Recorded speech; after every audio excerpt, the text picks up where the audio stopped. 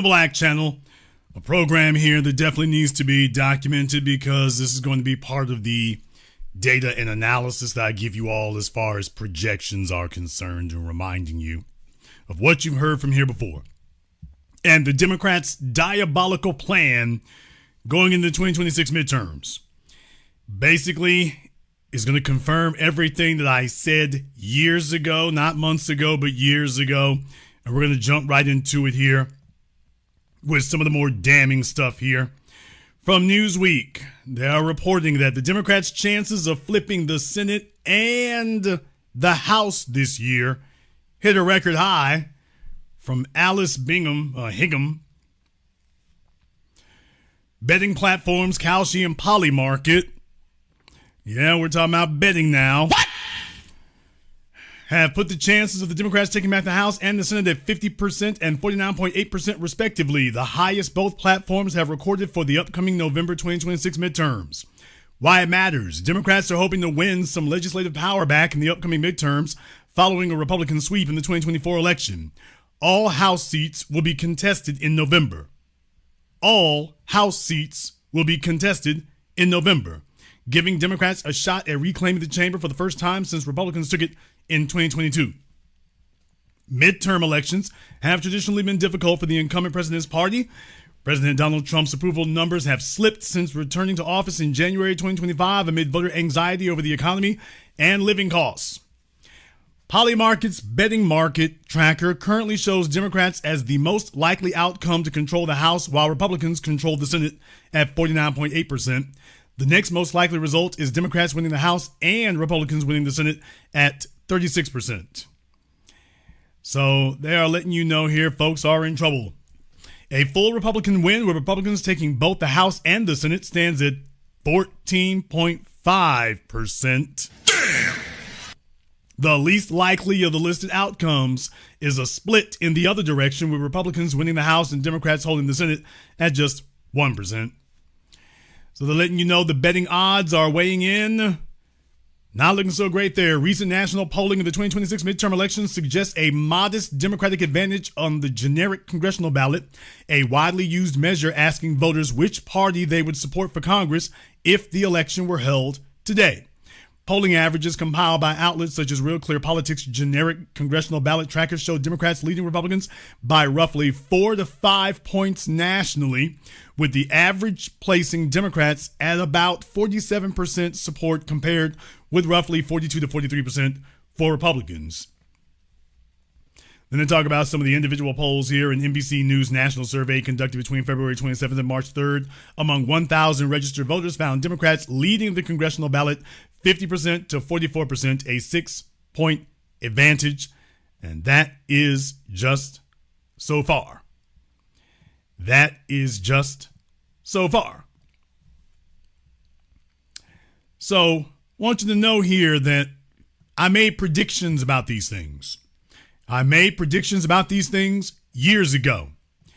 It is not enough for us to be up to date. We got to be ahead of the curve. And when people ask me, Jason, what's going to happen after Joe Biden had won the presidency in 2020? And you all can go back to the archive and you can hear for yourselves as I confidently predicted exactly what would occur. I said that he is going to spend the next 4 years attempting to change the subject on literally everything. He sat there and talked about how much black folk got him over the hump in Michigan and Atlanta. And I said he's going to immediately swerve and tell you that we got to focus on everyone except black people. And that was exactly what he said. Black folk, you better get together and work over here with these Latinos. Black folk, we ain't got time for that. We got to worry about Asians. We got to worry about LGBT. We got to worry about Ukraine. We got to worry about that right there. Those are going to be important things. Those are going to be important things. And that's kind of important for us to keep in mind here, because I told everybody what was going to happen. And I told them nothing was going to change. That Joe Biden was going to die just every step of the way. There was going to be no gratitude. Wasn't going to be any gratitude to it. They were going to get right back to doing what they had been doing before. They were going to get right back to doing what they were doing before. That was exactly what I said they were going to do. Then folks asked, well, when they lost in 2024, when the Democrats lost in 2024, I was then asked, well, Jason, what are they going to do now? They got the brakes and the road is beat off of them. Trump's back in the White House. Have they learned anything? I said, oh, hell no. This isn't going to change anything. This isn't going to change anything. I told everyone their strategy is going to be very simple. Their strategy is going to be hope that Donald Trump is so terrible, so controversial, so awful, so objectionable that the Democrats will basically just be in the wilderness for 3 or 4 years, and that they'll get to come back and they will have to be required to change absolutely nothing. Now, I said that before Trump got reelected. I said that after he got reelected. I said, oh, the Democrats aren't going to change anything. They're just going to hope that, well, hopefully Trump performs so terribly. Hopefully Trump messes up worse than he did in 2018, 2019, 2020, that the Democrats won't have to do anything differently. All they'll have to do is show up and say, Orange man bad. Vote for us. Well, what are you offering to do differently? We're not Trump. That's the only thing they're going to say. And now, as you are looking at all the different races shaping up around the country, you don't hear any of them saying what they're going to do for the people who vote for them, specifically the foundation. Everything is about, hey, don't you want to get Trump out of there? Ooh, Trump is just real bad. Somebody got to stand up to Trump. Somebody got to fight Trump now. We got to stand up to Trump. Okay, and what are you going to do for us in the process of, quote, standing up to Trump? Well, first we got to get in the office there. Once we get there, just let us in now. Which is why I'm showing you pictures here of 2 of the resident octogenarians. This is how pathetic the American system of democracy has degenerated into here. Because there is yet another article from Newsweek that I want to share with you all. Another article from Newsweek from Mandy Tahiri. The full list of octogenarians, for those of you who don't know, that's folks in their 80s. Damn! Seeking re-election in the 2026 midterms. Folks, I don't know what folks in their 80s in your family do, but in the United States government, that job is so cushy and so soft and so low labor intensive that these folks can keep running for re-election into their damn 80s and 90s. So if you got folks in your family in their 80s and they ain't working, y'all need to come kick their ass off the couch and say, hey, Jimbo Jangles can run for Congress. Get your ass up and work. She says here, as Democrats and Republicans gear up for a high-stakes election year with control of Congress on the line, age has again emerged as a political issue. Has it? With longtime Representative Jim Clyburn of South Carolina announcing that he will seek re-election at 85 years old. Why it matters. Clyburn's re-election announcement comes amid a sustained debate over the age of political leaders as high-profile health concerns and several deaths in office have reduced Democrats' numbers in the House and intensified calls for generational change. Age and fitness were central issues in the 2024 presidential race between Biden, then 81, and Trump, then 78. People, do you realize how pathetic the situation is when the race is between a fellow who's 78 and a fellow who's 81? I mean, do you really believe that that you really believe that's a choice? Do you really believe that that's a choice? All right. Clyburn's announcement is counter to some older congressional leaders, including Representatives Nancy Pelosi and Steny Hoyer, who have stated they will retire from their posts.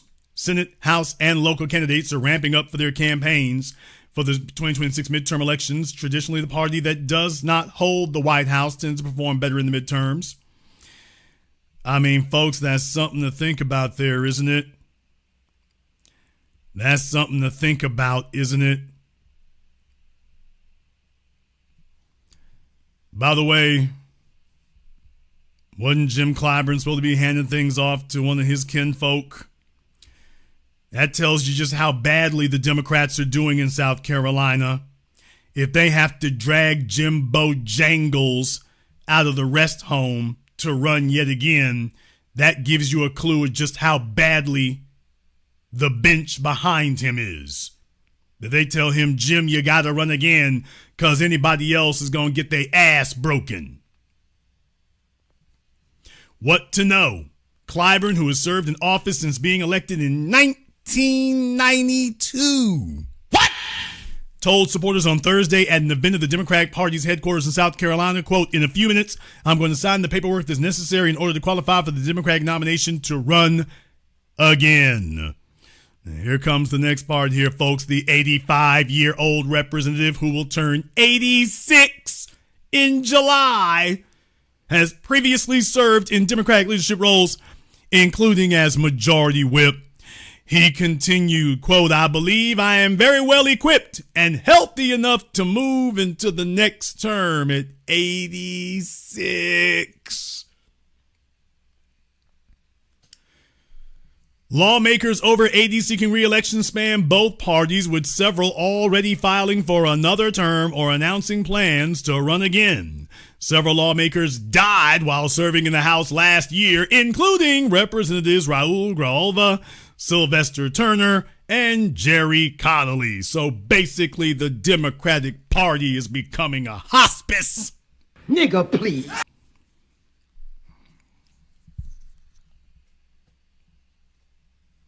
That's basically what's happening in the Democrat Party here. And there's Jim Bojangles. I mean, he don't even look like he can see straight. The list of octogenarians running for re-election. Strap into your seats, boys and girls. Representative Jim Clyburn, 85, of South Carolina, and he's a spring chicken compared to Representative Maxine Waters. What? 87 of California, Representative Hal Rogers. 88 of California. Boy, we can California. Representative Emmanuel Cleaver II, 81, of Missouri. Representative Doris Matsui, 81, of California. Representative John Carter, 84, of Texas. Representative Jim Bayard, 80, of Indiana. Representative Virginia Fox, 82, of North Carolina. Representative Rosa DeLauro, 83, of Connecticut.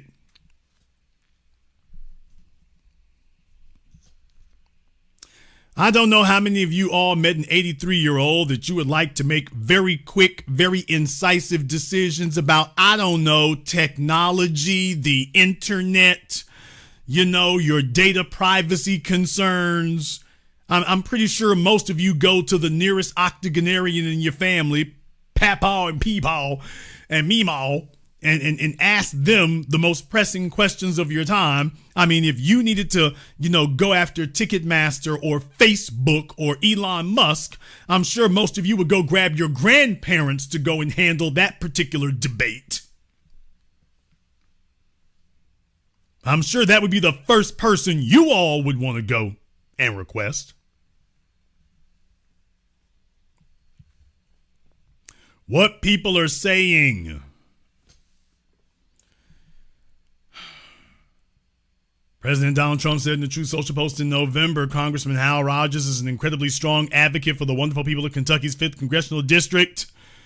He will never let you down. Well, all right. He's on his way to being 90. He's on his way to being 90.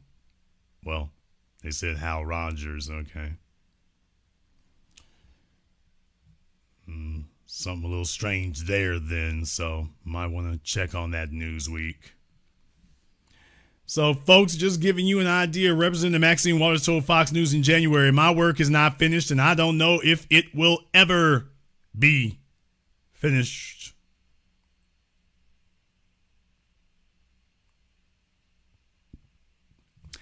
I want to know, how many of you think that we have a snowball's chance on a microwave in hell of getting literally anything changed when the very baby boomers and civil rights retreads who got us in this mess are still sitting there right now? The very folk who got us into this mess, the very people responsible, are still sitting there. Not only that, they are fighting tooth and toenail to stay where they're at. Can't stand up straight, can't walk, can't nothing, and they are swinging their canes furiously to stay where they're at.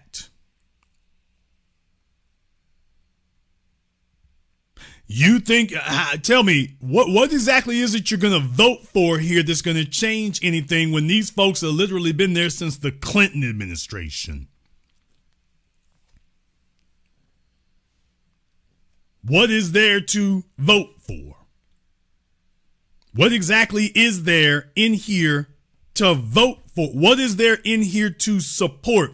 At the very least, they can have the decency to step aside and hand the reins to somebody younger who's got a runway.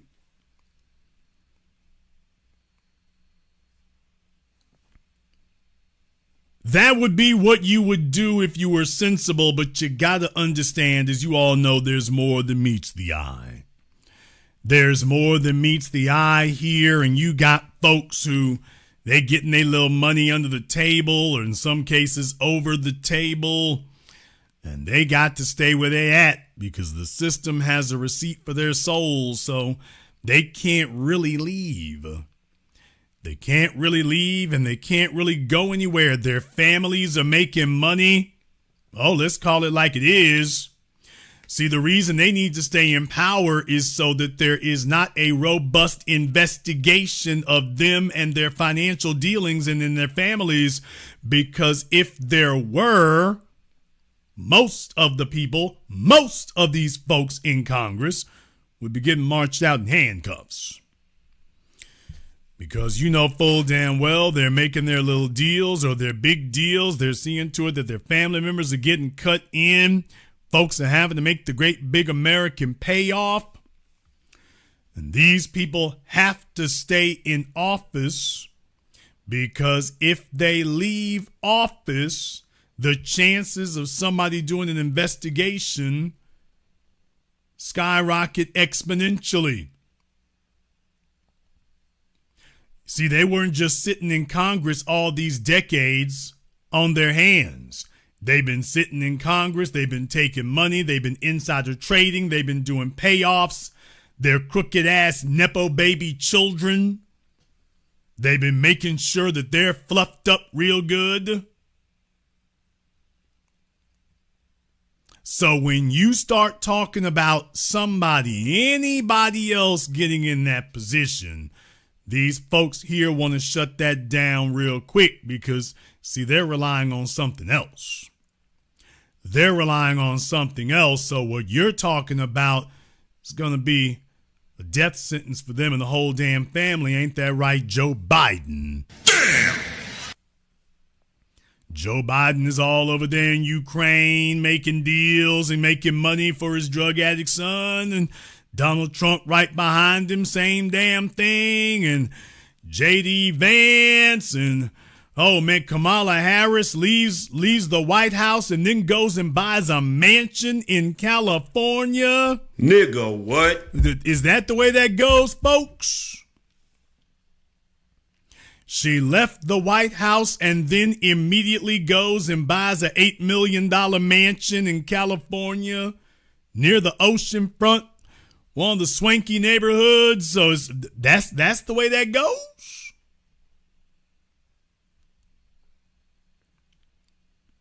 I mean, I've seen a lot of authors write a lot of books. I didn't see anybody who could write a book and then less than a year, let me go buy an $8 million mansion. The book did that good? Barack Obama and Michelle Obama. Oh, man, we live in lavish. Where you think all that's coming from? Why do you think they're fighting to stay there? When they have long passed their expiration date, when it's a hazard to their health, Mitch damn me McConnell is literally having to be carried out of the damn Capitol building. That is elder abuse. And yet, nobody's saying anything about that outside of us. What are they really getting for this? Jimbo Jangles was supposed to be sitting down, wasn't he? Jimbo Jangles was supposed to be, I think, prepping his daughter to run to take his seat, wasn't he? What happened? I'll tell you what happened. What happened is they have to protect their fortunes. What happened is that they have to make sure that nobody is going to be able to see what's really going on. What happened is that they don't have anybody in the wings waiting. What happened is that they intend to rerun the exact same playbook they've been running now for decades. That's what they've been doing. And that's what they're currently doing now. The Democrats intend to change absolutely nothing. They're not even really trying to change the people who are sitting in Congress. So I told everybody years ago what the Democrat plan would be. The Democrat plan was just to play ping pong. Go ahead and see if you can get, well, if Trump gets in the White House, and sound the alarms and tell everybody it's going to be Armageddon if Trump gets in the White House. And then if he gets in there, oh, well, we'll just wait 4 years and then we'll just wait. We'll just hope that he messes up badly enough that the only thing people want is, quote unquote, a change, not a change for the better. And so they can go ahead and vote right back for the same old scoundrels that they had just gotten rid of 4 years earlier. That's the Democrats' plan. And that's why I'm showing you this picture of Jimbo Jangles with Massa Pelosi, so that you can see exactly who owns them and runs them. And to understand that their plan is to do nothing. Just to run in November and tell you, well, at least we're not Trump. Now get out there and vote. Don't ask us about what's going to be different. Isn't Trump bad enough? They are not, to this day, they are still not committing to anything that they're supposed to do. Please understand, right now the Democrats are not fighting for any legislation other than legislation to protect their political seats. What?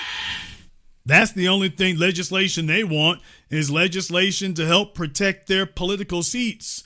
They are thoroughly unconcerned and disinterested in anything that affects the electorate, but particularly the foundational electorate. They're completely unconcerned with that.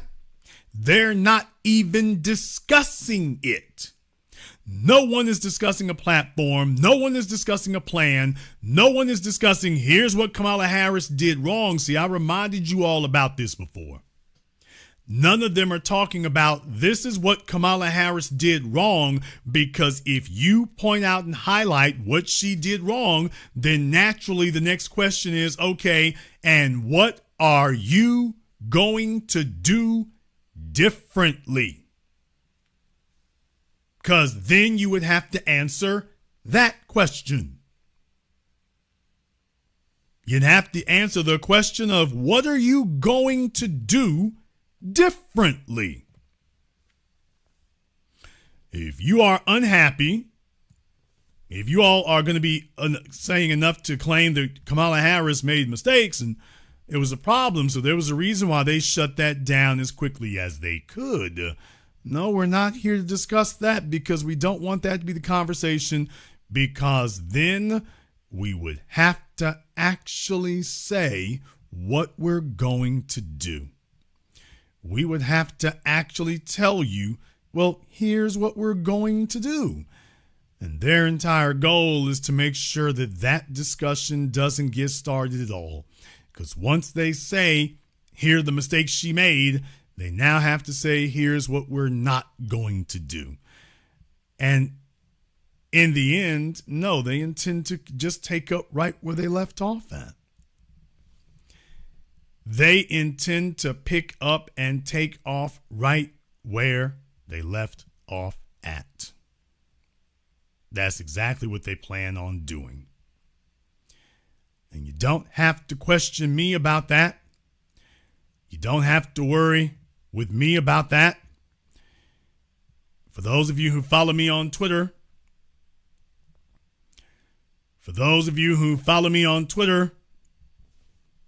this was also from Newsweek here a week ago.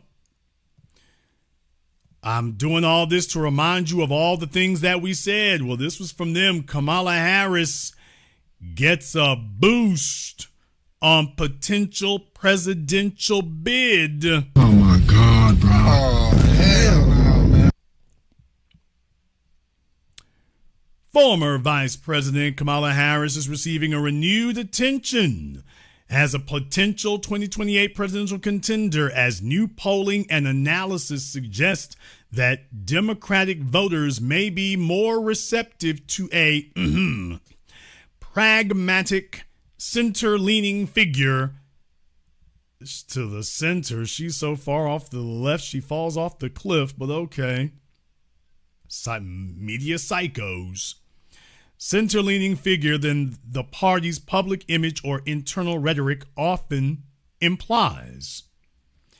That Democratic voters may be more receptive to a pragmatic, how is she pragmatic, center-leaning figure than the party's public image or internal rhetoric often implies.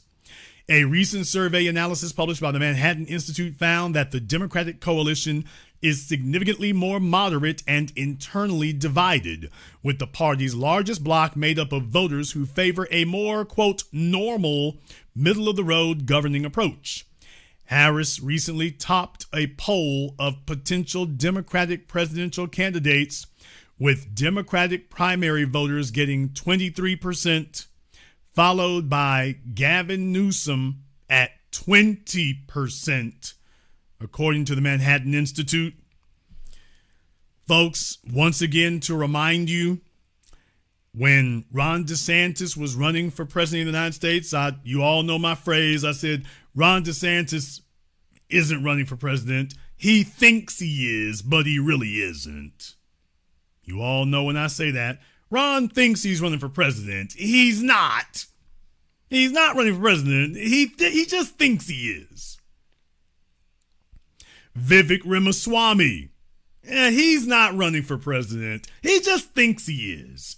Now in Ohio. Oh, no, he's not running for governor of Ohio either. He just thinks he's running for governor of Ohio. He really isn't. Kamala Harris, I can run again in 2028. No. Gavin, and once again, Gavin Newsom, he's not running for president. He just thinks he is. He really isn't running for president. He just thinks he is. And they're already showing you that he doesn't have any real measurable support in the party, despite Nancy Pelosi juking as much as she can, but at her age, ain't much help she can give. They go on to say here that on issues ranging from immigration and crime to education and social policy, respondents often favored incremental or centrist positions over more ideologically rigid ones. Analysts behind the survey argued that the party's median voter is closer to the center than commonly portrayed, a dynamic that could benefit a candidate with broad name recognition and establishment credibility. The findings come as Harris remains competitive or gains ground in early polling of potential Democratic presidential candidates, fueling speculation about a possible comeback bid. Folks, do you realize how empty, how devoid of any sort of value, how absolutely politically bankrupt your bench of potential candidates must be if you are seriously suggesting that Kamala Harris not only should run again, but that, by the way, she's making a comeback, right? So I can only imagine that Newsweek is only saying this to get clicks or views or sell 2 or 3 of their rag magazine. I can only imagine that's the reason. I couldn't imagine any serious, rational person would say something like that and actually mean it.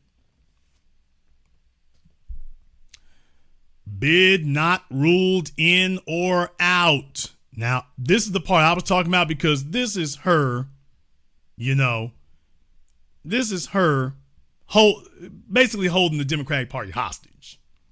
This is her holding the stick up of the Democrat Party. That's basically it. By threatening that, hey, I need this $8 million mansion and me and Doug need some other stuff right here. And if you don't, then I'm going to run again. So, to be a spoiler, this environment may play to Harris's advantage. What advantage? Despite her 2024 loss to President Donald Trump, that wasn't a loss. That was a pimp slapping. Harris has remained a prominent, she turned blue districts red, y'all. Harris has remained a prominent national figure through a high-profile memoir release. Nigga, what? All right. A nationwide book tour and continued engagement with Democratic audiences. Polling has shown Harris either leading or closely trailing other top Democratic figures, including California Governor Gavin Newsom. In early 2028 primary matchups, Harris herself has been careful not to commit to another run while repeatedly declining to rule one out. This is how you sell books, people. If you still sound like your relevance has dropped off since you left the White House, so if you just, in order to remain relevant, well, I may run again. So that's trying to keep your relevance high, or at least as high as you can.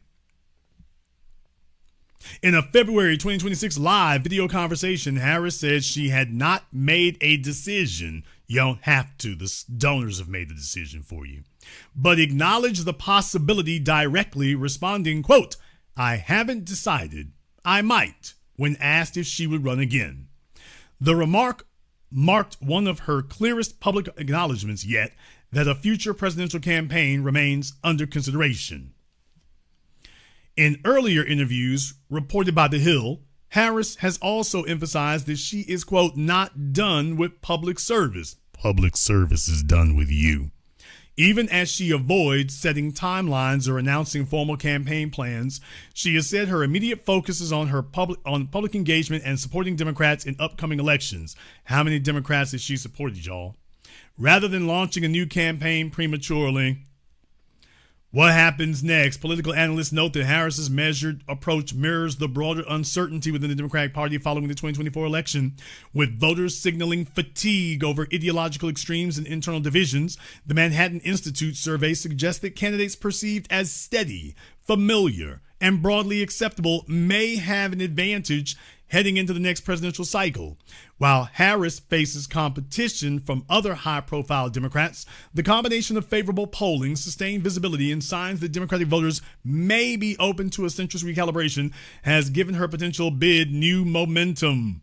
Whether or not she ultimately decides to take the plunge, so this writer is just engaging in, Ms. Greenwood is just engaging in some of the most embarrassing hopium humanly possible. Do you realize how pathetic the human resources of your party are if you're suggesting Kamala Harris? People, Donald Trump could then run for a third term. If Kamala Harris looks like she's going to run in 2028, Trump will come back and run for a third term. Can you imagine Kamala Harris at a debate? Could you imagine Kamala Harris answering a single salient question of any kind? Can you imagine that? For those of us who saw her coming up in 2019 and 2020, we all saw the Breakfast Club interview, with her good friend Phife Dawg. Oh, please. With her Tupac albums back in the 80s. That part of it. Yeah, can you imagine how much silliness that she is going to acquire, that she's acquired since 2024 and will be on full display if she attempts to run again?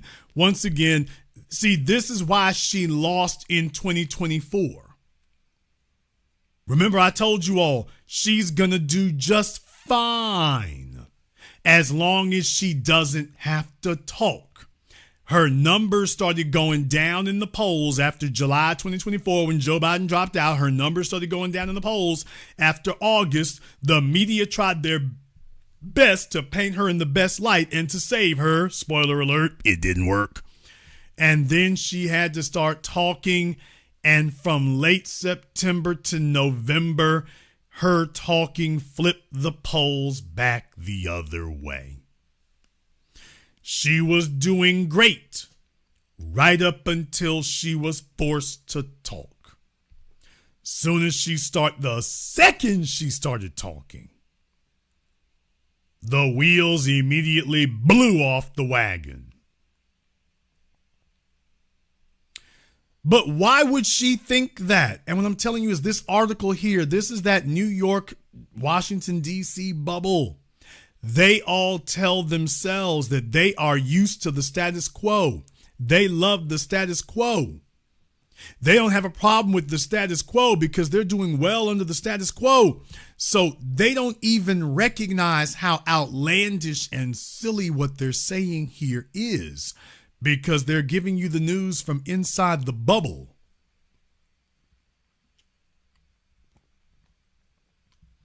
These are their favorite people. These are their favorite friends. These are their favorite associates. They could give less than a damn how this affects you. These are the folks they're stomping for, and they have absolutely no awareness whatsoever of what's happening where you are.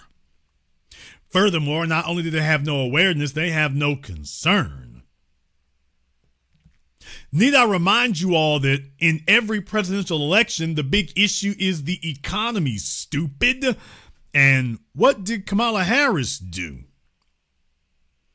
What did Kamala Harris do?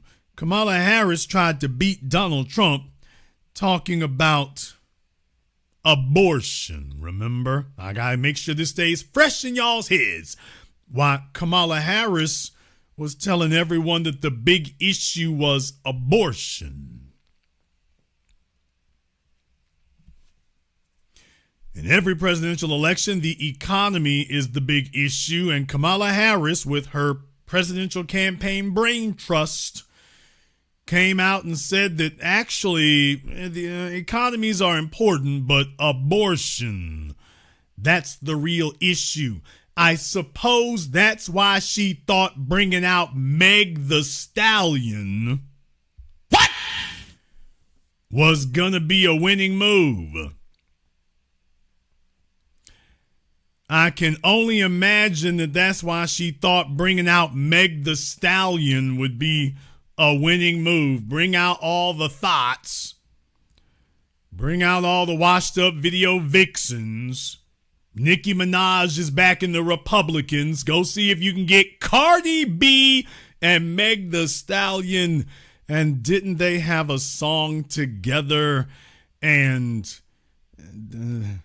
by the way, I recently saw, by recently, I mean today, I saw the dancing performance, if we dare call it that, of Meg the Stallion and Cardi B at the Grammys. What?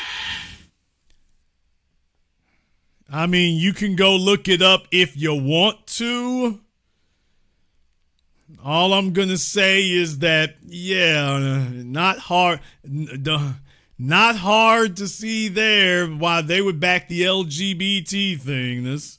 After seeing how those two were on each other at the Grammys, I'm like, okay, well, that explains a lot. Free Tory Lanez. But in any case, yeah, I guess that answers why Kamala Harris thought it would be inspired thinking to bring Meg the Stallion and Cardi B on the campaign trail, because the most pertinent, pressing issue for the American public is abortion. Yeah.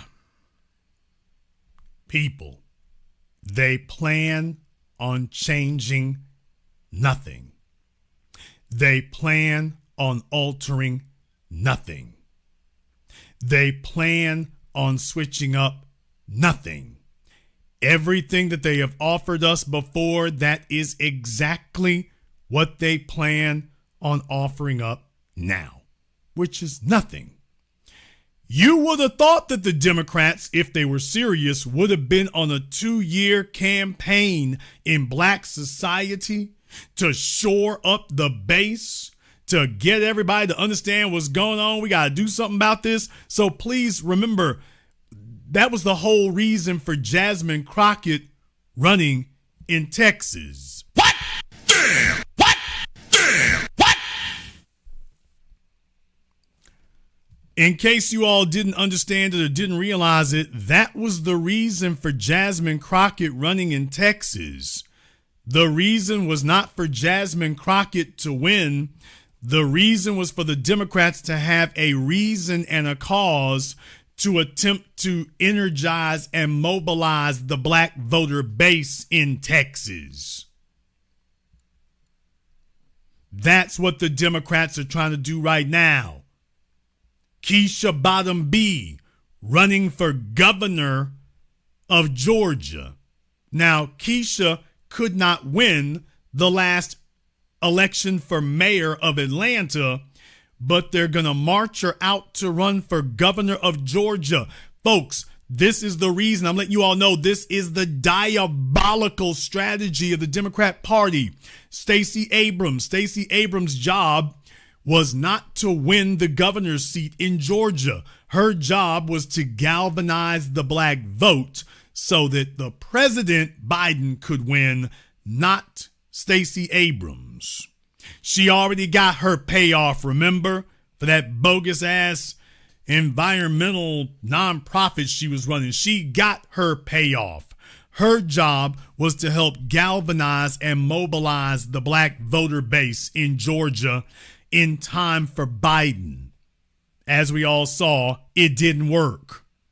But if y'all want to know what some of these weird candidates are about, Andrew Gillum in Florida, Stacey Abrams in Georgia, Jasmine Crockett in Texas.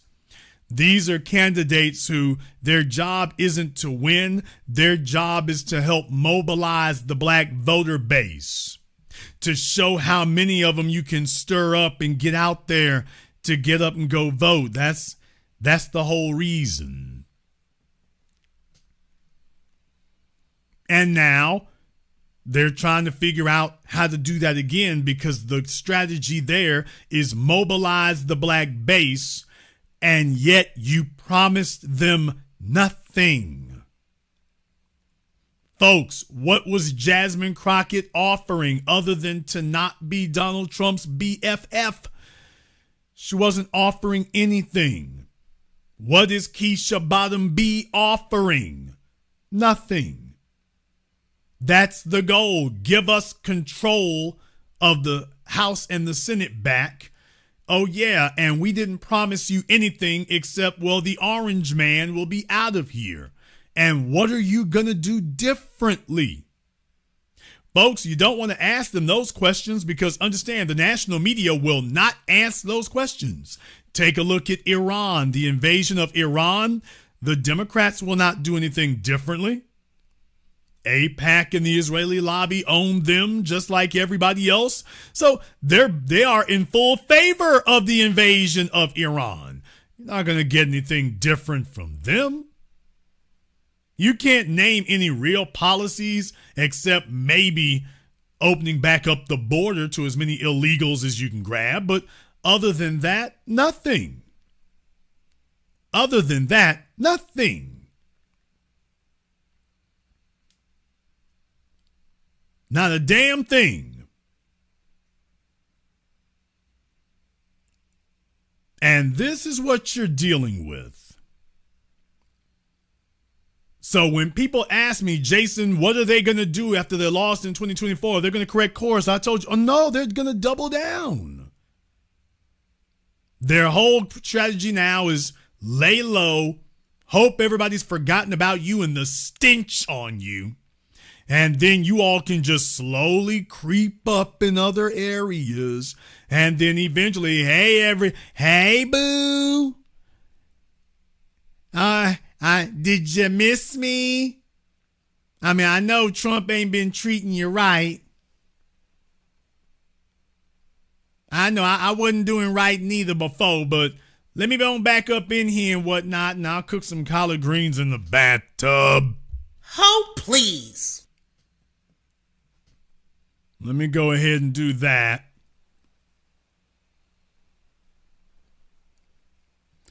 Do you understand what an evil group you are dealing with here? Do you understand what a malevolent, diabolical political group that you're dealing with here? That their conscious political philosophy is at best benign neglect. As Dr. Claude Anderson said, at best, benign neglect, and at worst, hateful indifference. They are watching and witnessing, and their goal is just sit back, don't change anything, and just wait for the people to get sick of Trump and go a different direction. That's the goal. That Trump will mess up so badly that you win by default. Not because you actually changed your damn tune, but that you will win by default.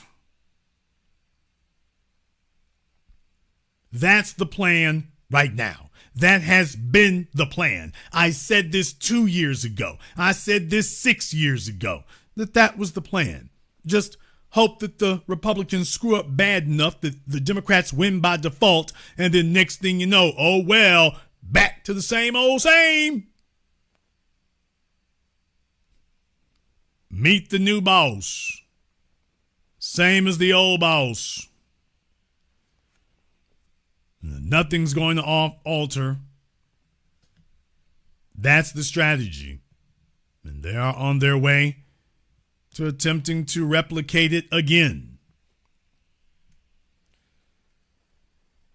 I already warned everybody what was happening with the Republicans. Over there, the right-wing civil war is in full swing. Nick Fuentes is threatening to become a Democrat. They're talking about trying to arrest Tucker Carlson. What? They are in full-scale revolt over there. No one's leading this thing. The inmates are not running the asylum. The inmates are just running all around the asylum, chopping up visitors and fellow inmates alike.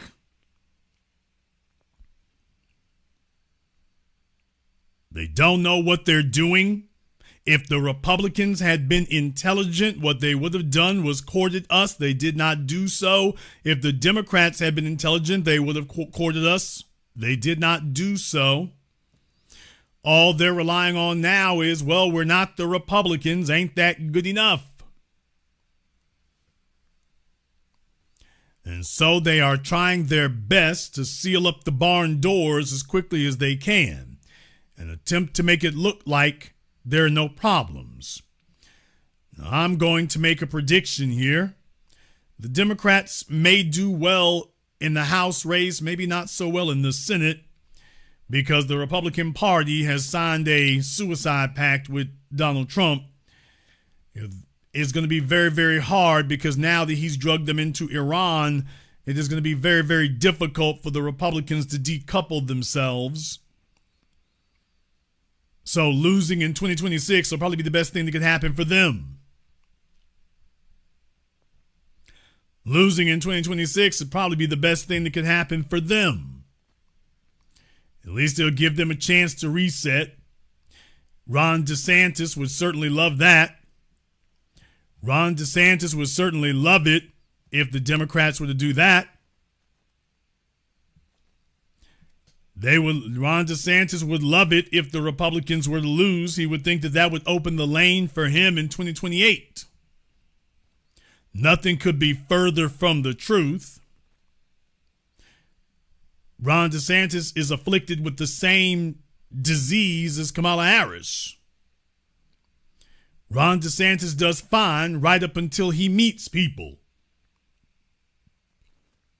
Ron DeSantis is about as personable as herpes. Ron DeSantis does great in tweets.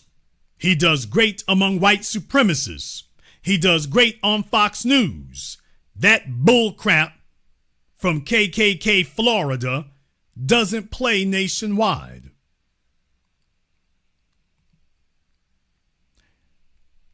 He's telling himself he can run again. He can certainly run. He can run anywhere he'd like to. He's just not going to win anything. So what is our goal and what is our function here? Our goal and our function here, and see, this is where the rubber meets the road. You see, you've got all these races around the country, and those kind of things are important because you have 50 different states. You got 50 different states and 50 different agendas. Those are important to understand. 50 different states and 50 different agendas. Our job is to continue doing what we're doing. Our job is to continue doing what we're doing. The old dead black media is going to attempt to resurrect things. They're going to try to act like it's a win. It is not. It's not. The problem is not that people are voting for the Democrats. They're voting against Trump. That's not an affirmation of your party. That's a condemnation of Trump. And take a look at Joe Biden and Kamala Harris. That proved how useless it was. In the chat room, Yah rules. I'm so glad that you disagree there. Let's go ahead and pop the Zoom open for you here. So in the chat room, Yah rules. So glad to hear that you disagree on this one. We'll all be very, very glad to get your unique insights. So let me go ahead and throw the Zoom link up here for you. And you are required to give us a call, so we'll give you 2 minutes here. I'll go pin the Zoom link to the top of the chat room.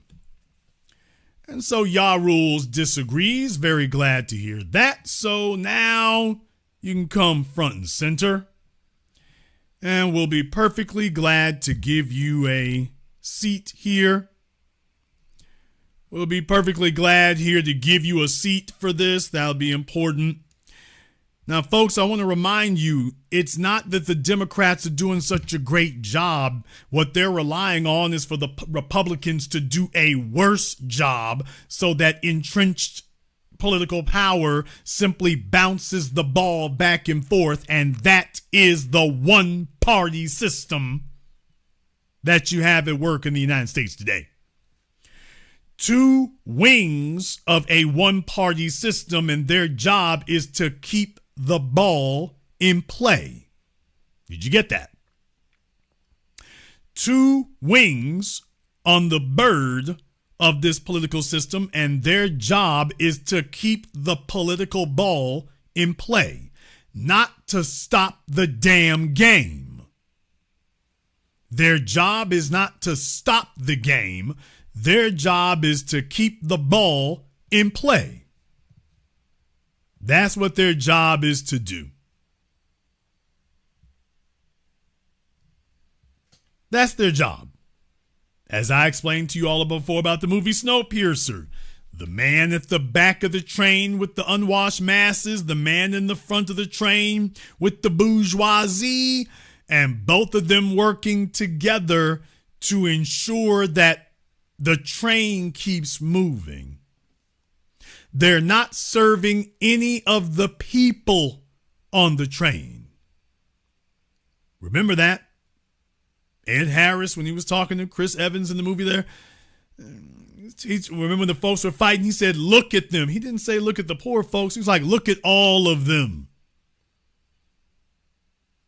They can't lead themselves. It's our job to rig this and hold this together. These folks cannot be trusted.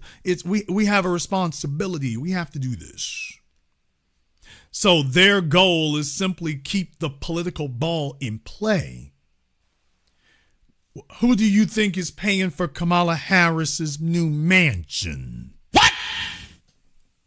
Who do you think made all that money for Nancy Pelosi and her husband with the suspected insider trading? Who do you think's keeping that ball in play?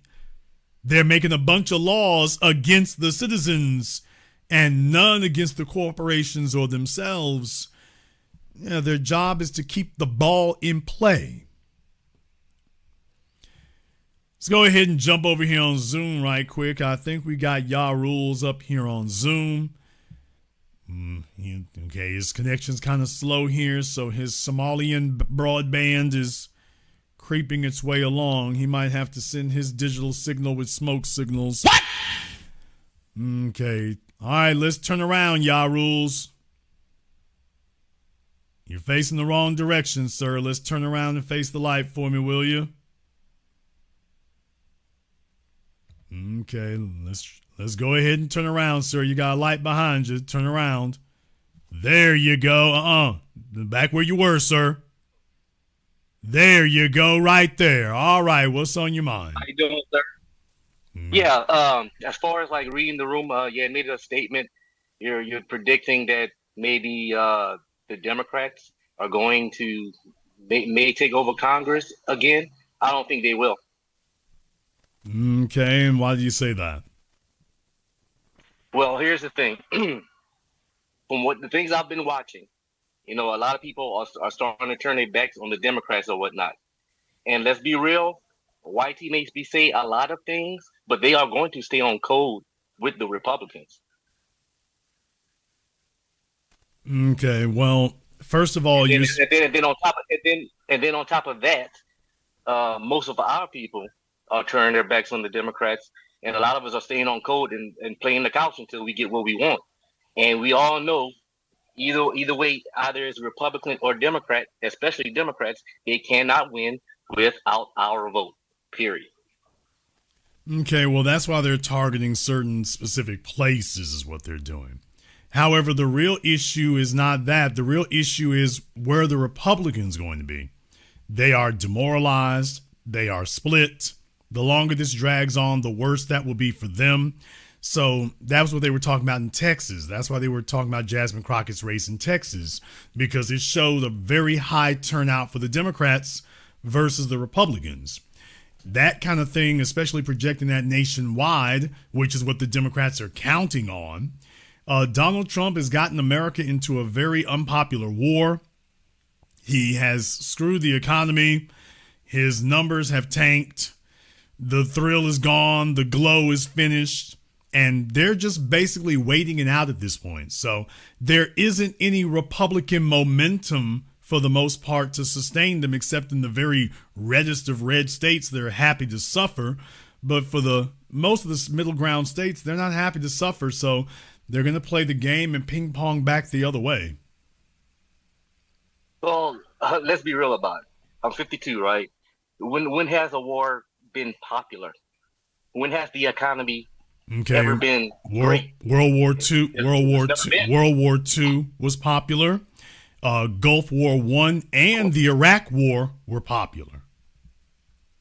Well, with World War II, actually, the people didn't want that to happen until Pearl Harbor. Okay, sir, but the point is Iraq. World War II was a popular conflict, sir. When America got involved, when America officially got involved in World War II, yes, sir, it was quite popular.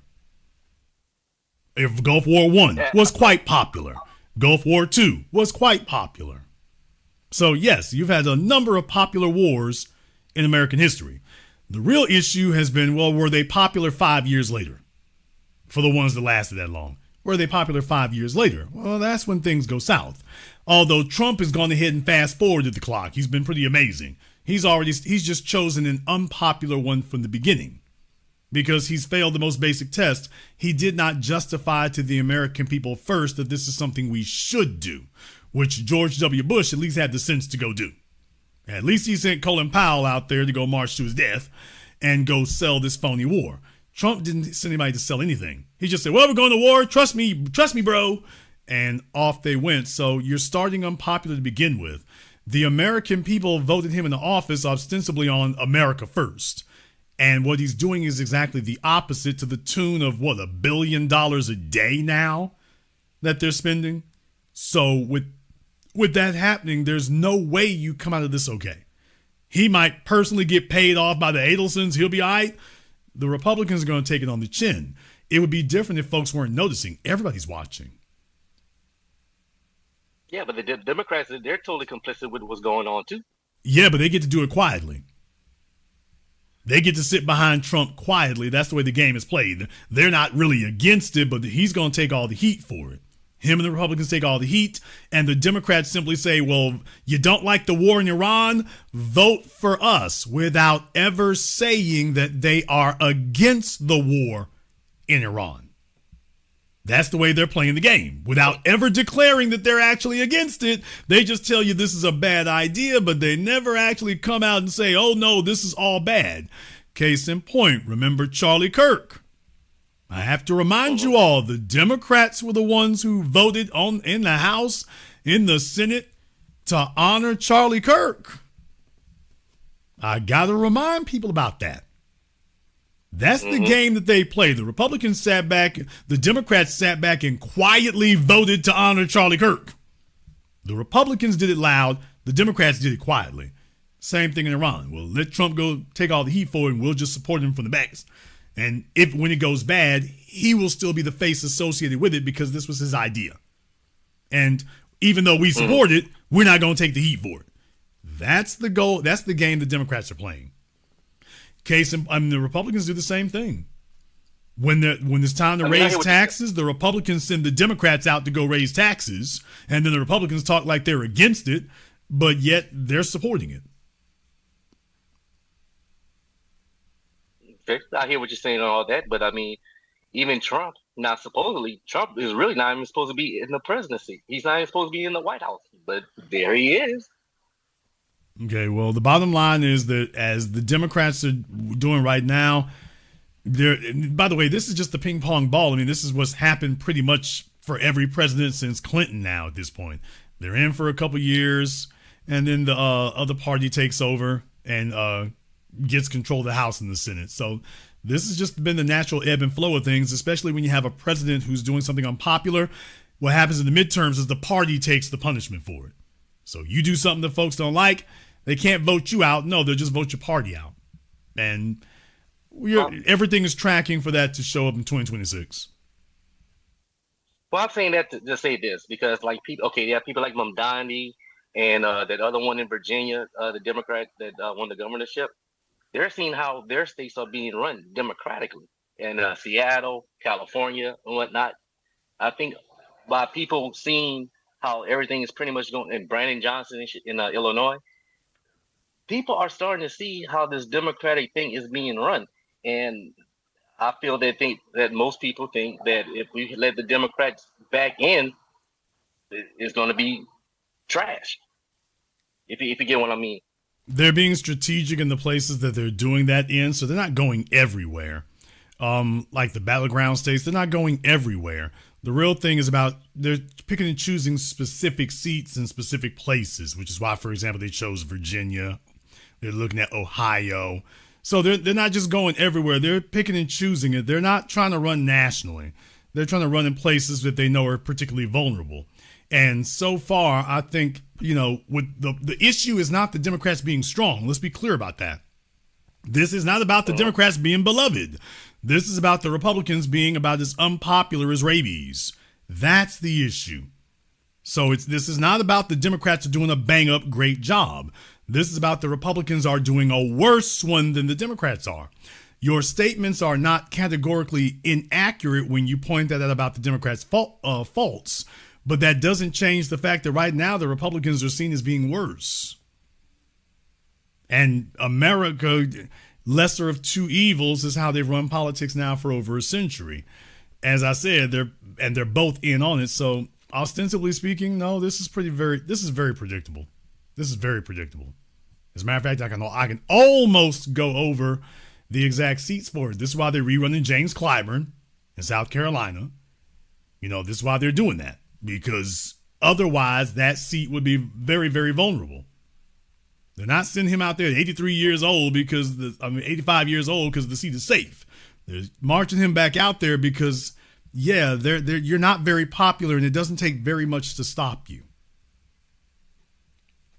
Mm-hmm. Does he have anyone going against him, Republican-wise, over there? Well, I imagine that he will. If there is, I'm not really sure who it is. I imagine he will, but you don't send out an 85-year-old like this because things are going well. You send him out there because you don't have anything else. And the other party should be able to knock him off relatively easily, but they can't. There's the real issue. The Republicans, how the hell can you not knock off James Clyburn? You can't. And it's not so much because of the, quote, black vote. I mean, of course, not being white supremacist would help you.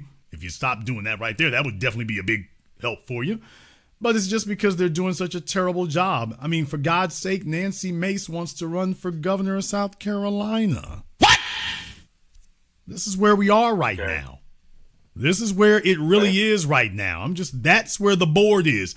The Democrats, we're going to win in Ohio. Wait a minute. Who were you running against? Vivek Ramaswamy?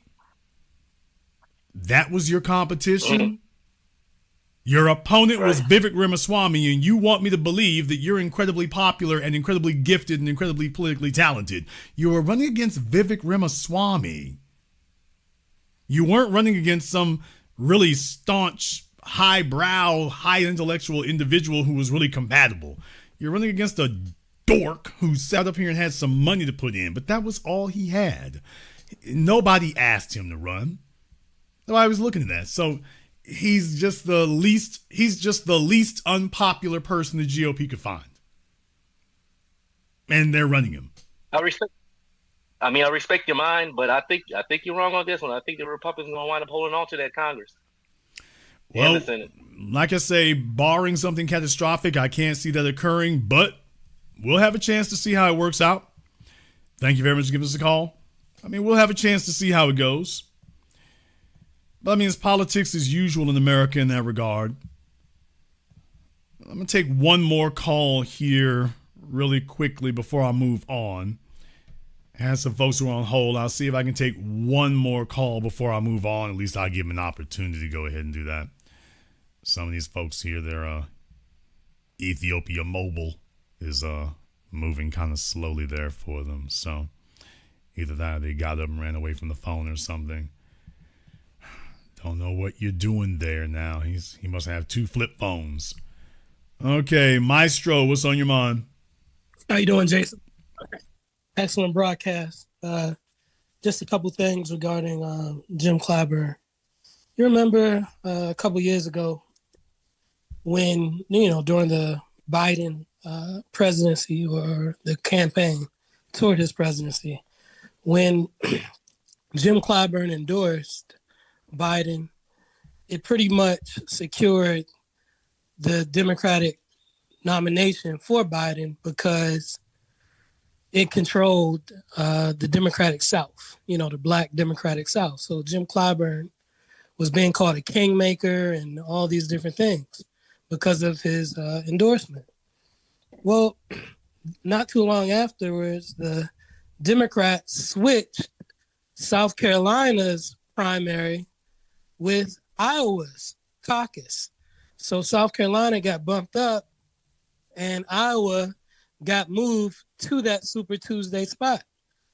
And I always thought that was done to neutralize Jim Clyburn's power within the Democratic Party, not reinforce it, because traditionally so much attention goes to Iowa and which way the Iowa caucus goes within the Democratic Party. So I think they tried to neutralize them and put that attention back on Iowa by moving the South Carolina primary and making it earlier. Because if it's not broke, why would you fix it? You know? So that's one thing. Well, the reason for that, though, is that that's always been a bone of contention. Iowa has a law that says that they have to be first in the nation. Not that other states have to acknowledge that, but they made it a law to put everybody on notice that no matter what everybody else does, they intend to be first. However, the real thing was that the Democrats wanted to have more of an idea of how the general election is going to go sooner, or get as much of a bird's eye view as soon as they can. And South Carolina has been the place that they've used to try to gauge that, for right or for wrong. That's the first state on the ballot really that has a sizable black population, so they can start projecting their fortunes going forward. So they would want to get as much of an idea about that projecting down scope as soon as they could. Okay, I'll take that. And Jim's in such a safe seat, you can do that. Now, right. What happens after him? Yikes! But I guess they feel like he's in a safe seat and stuff, so that doesn't really hurt them. Not right, as much. he is a safe seat because they're going to vote for him. They're valuing trying to figure out if they need to move or pivot more quickly. So this is very, very raw-based politics. I don't know if it's great strategy, but they want as much information as they can, as quick as they can. Okay. The second thing, remember when Biden was elected and became president, and it was time to replace, I believe, Justice Scalia, I believe it was. I forget which justice it was. It may have been Kennedy or someone. But Ketanji Brown Jackson was up against Justice Childs in the Democratic Party for who would get the nomination to become the Supreme Court Justice. And Clyburn, presented Childs. And I was watching on MSNBC and I was reading the papers and I was reading all of this attack, all these different attacks against Childs from within the Democratic Party, from, the MSNBC crowd and a lot of your educational elites saying, they're saying, no, we want Justice Jackson. And, I'm thinking to myself, well, didn't Clyburn just deliver the presidency to you all? You can't give him a Supreme Court justice? What's going on with that? It kind of felt like, as you said earlier during this broadcast, you're not going to get anything for your support. They're just going to ignore you and kind of walk all over you. Well, I mean, they haven't ignored James Clyburn. Clyburn's got his. So, I mean, as far as nominating somebody from the Supreme Court, I mean, the president is going to be the one who does that. So maybe he was just doing them a solid or a favor. But at the end of the day, if Biden didn't give you that phone call, you're not going. Ketanji Brown Jackson was not brought to Joe Biden by other people. They already knew they were gonna nominate her. They already knew that. That's the way that goes. So I guess my question would be then why would Clyburn even nominate Childs? I'm not sure. Is he a friend of the family? Was it for optics? Hey, I put a word in. Hey, I tried. Don't shoot the messenger. To raise their national profile, maybe to make sure that maybe they can get a federal judgeship or something, or get a promotion for that or whatever. Just put you in line for attorney general later or something. So just having you mentioned can be important. Remember Merrick Garland? They were nominated him for Supreme Court, remember? Right. And then he ultimately ends up being attorney general. Okay. So there's a number of different reasons why you might do that. Getting your name and your profile raised on the national level, could be very, very useful down the road. I mean, it's very hard to do that. That's not something you can really pay for. either you're in or you're out. So how many other folks would have just wished their name would at least be in the mix somewhere? Okay. So if you got an eye on national politics, I mean, but Clyburn doing that puts your name on the map nationally, at least. And I know that a lot of people in South Carolina did get federal jobs as compensation, but a lot of those jobs were taken away during the presidency of Donald Trump, this presidency. So, I mean, that's kind of how that goes. Also, again, and I've brought this up on your broadcast before, South Carolina State University, Clyburn's alma mater, still doesn't have his law school back. You know, that was taken away by the state of South Carolina in 1954. For the longest time, Clyburn was saying he was going to put a transportation center on South Carolina State's campus. That didn't happen. The transportation center actually ended up going to the University of South Carolina. So the Jim Clyburn Transportation Center is at USC. So, you know, I'm looking at, you know, over the course of Clyburn's time in office, and I'm looking at, well, what are some things that will be here in his district 50, 100 years from now, you know? And what would be in his district 50 or 100 years from now is going to be the Cooper multi-billion-dollar resort down there on the waterfront, all the new white hotels and buildings that are going to be built down there for that, the luxury housing apartments that were built right there on the off-ramp of the freeway into downtown Charleston. So that's what's going to be there 50 or 100 years from now. Gentrification. That's going to be his contribution, just like Elijah Cummings and John Lewis and the rest of them. Thank you very much for giving us a call tonight. Yeah, look, I mean, Jim Clyburn is there. These are not paragons of virtue. These are not profiles in courage. Jim Clyburn is the designated Uncle Ruckus. I mean, he even looks the part. What? And his job is to sell out the black vote, not to even deliver it. His job is to sell out the black vote. So they show up with their damn fish fries and everything else. And you are dealing with endemic corruption. I need y'all to understand that. You are dealing with endemic corruption.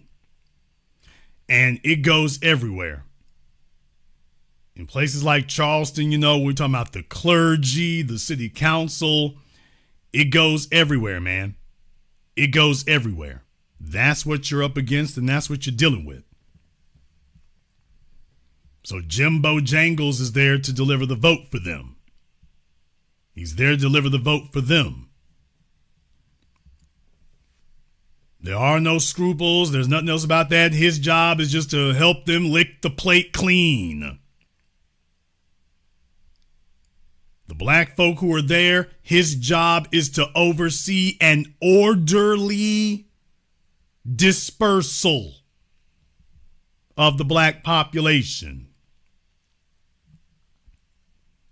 There's a reason why all the black folk wind up getting corralled and funneled off into one area.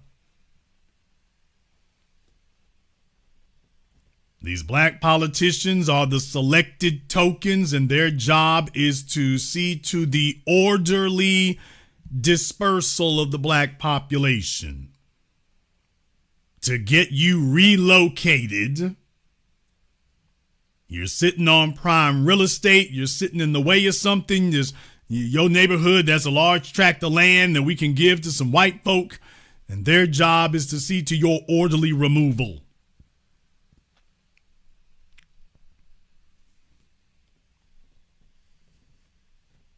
And that's why you see the same thing everywhere you go. Unless you're in a majority black city, the job is really just to have an orderly removal of you. And that's what they do. Jim Clyburn is not concerned about anybody else's fortunes except his daughters, and I'm not fully convinced that he's concerned about that. I do know that he does not give a damn what's happening with you. And it shouldn't be surprising because we are the only ones speaking up in that regard. The old dead black media here, all them niggas got paid. Remember, rolling the bowling ball got paid off, remember? Damn! They got their check, modest and meager and anemic as they are. They got their check.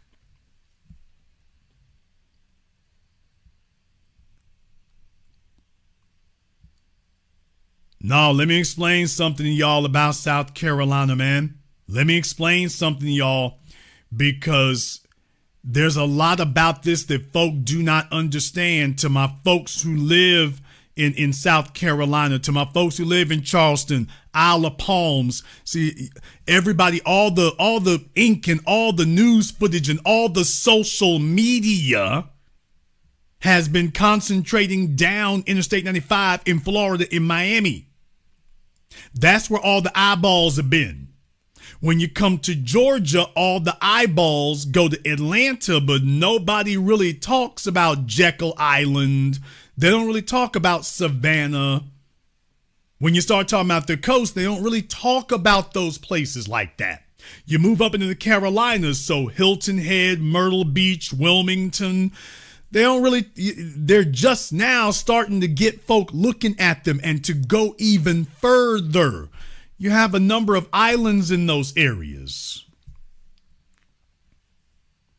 See, nobody's really making social media isn't really giving a whole lot of talk to that because social media follows everything else. So since social media doesn't know anything unless somebody told social media, all your Instagrammers and stuff are talking about Miami. Meanwhile, up in the Carolinas, y'all, they got a bunch of islands off the coast out there.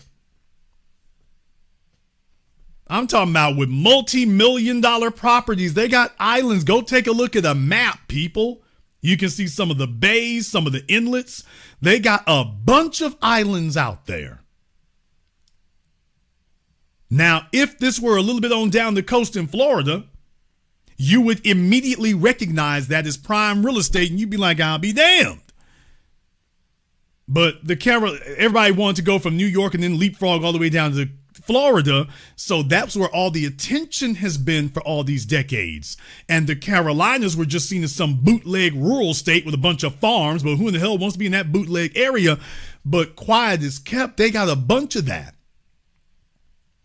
Anybody who's been to Charleston knows traffic is crazy. Heading toward Isle of Palms, it's nuts. You got islands all over the damn place, so nobody really talks about that because social media hadn't caught on to that yet. They hadn't really caught on to that yet. You're talking about Miami, but quiet is kept. Myrtle Beach done blown up, man. Quiet is kept. Myrtle Beach is blown up. So, and it's nothing but a bunch of hotels owned by Hilton. Hilton basically owns the beachfront of Myrtle Beach right now. Most of them high-rise hotels there are Hilton hotels, Hilton properties. So quiet is kept. They done took all that, and they got that. With the rest of the world being blissfully unaware because most people's attention is in Miami or in the city of Atlanta. And if you know about Myrtle Beach, you know about Myrtle Beach. Okay, fine, but quiet is kept. All that's done blown the hell up, man. It really has. And so them folks are sitting on property that's doing absolutely nothing but rising in value. So when we start talking about those islands off the coast there or in the bay and the inlets there in South Carolina and North Carolina too, but we're talking about South Carolina right now. Y'all, for those of you who are unaware, did not know, go Google Maps it. Better yet, I got a better idea. You know what? Don't Google Maps it. Zillow it. What? Damn! What? Yeah, I got a better idea. Don't go to Google Maps, go to Zillow. You go to Zillow, you ain't got to know nothing about it, just find Charleston and just keep going east. And you'll start seeing properties where the islands and stuff are out there, and go check some of them prices. I'm talking about prices for just raw land. I'm not talking about prices where there's a house. I'm talking about prices for just land, prices for just lots. just to get a lot.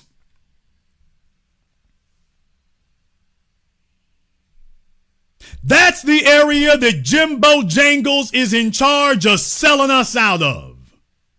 While Donald Trump and the Republicans make sure that they ethnically cleanse these areas for white folk, and Jimbo Jangles has got his. Folks, I mean, think about it here for a few moments. This nigga can't drive a car. He can't go to the beach except to fall over. He doesn't get any benefit from that, so his job is to sell every damn body else out. That's his job. But if anybody here doubts it, I ain't got to sit up here and guess my way through it. You go to Zillow and you go check the property values in those areas. That's you all's homework assignment for tonight. You go to Zillow and go check out that stuff on the coast and then them islands and inlets off the coast of South Carolina. And get ready. Miami prices are already there. Not in Florida, not off the coast of Alabama, not in Georgia, the Carolinas. It's already there. And it's only going to keep going. Yes, that's one of the reasons why they want to run out the Gullah Geechee. Yes, that's one of the reasons they want to do that right there. Yeah, we ran you niggas into the swamps. Oh, what do you know? The swamp is now we call the swamps the waterfront. Oh, y'all got to go. Again. And where's Jimbo Jangles to make sure they're protected? Oh, he took care of him and his little old daughter. So I just want you all to understand that that's what's been going on down there.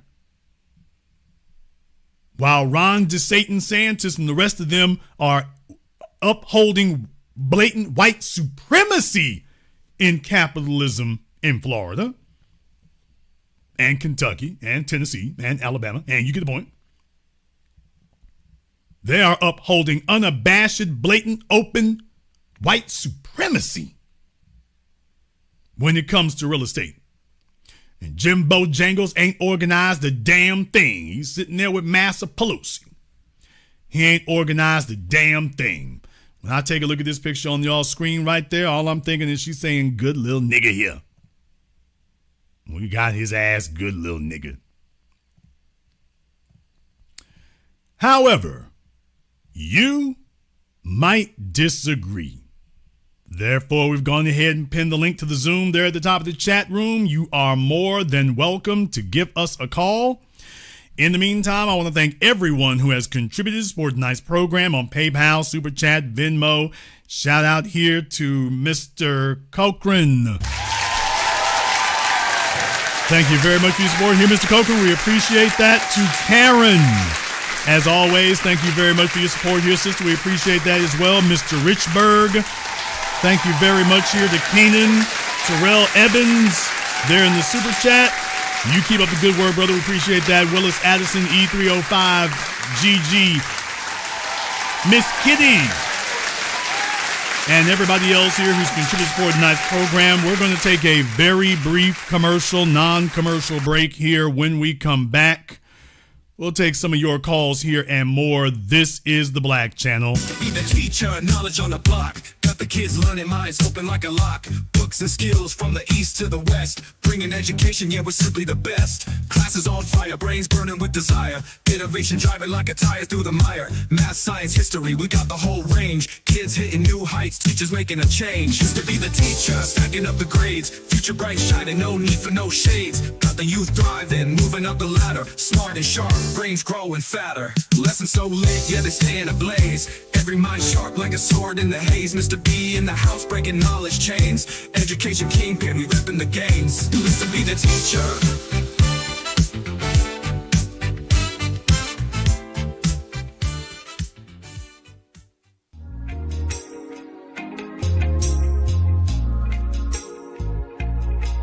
Order yours today to experience all the benefits of Ash Kickin' Body Butter. With skin so smooth and soft, you'll thank us for it. Shop Ash Kickin' online. That's ASHKICKIN.com.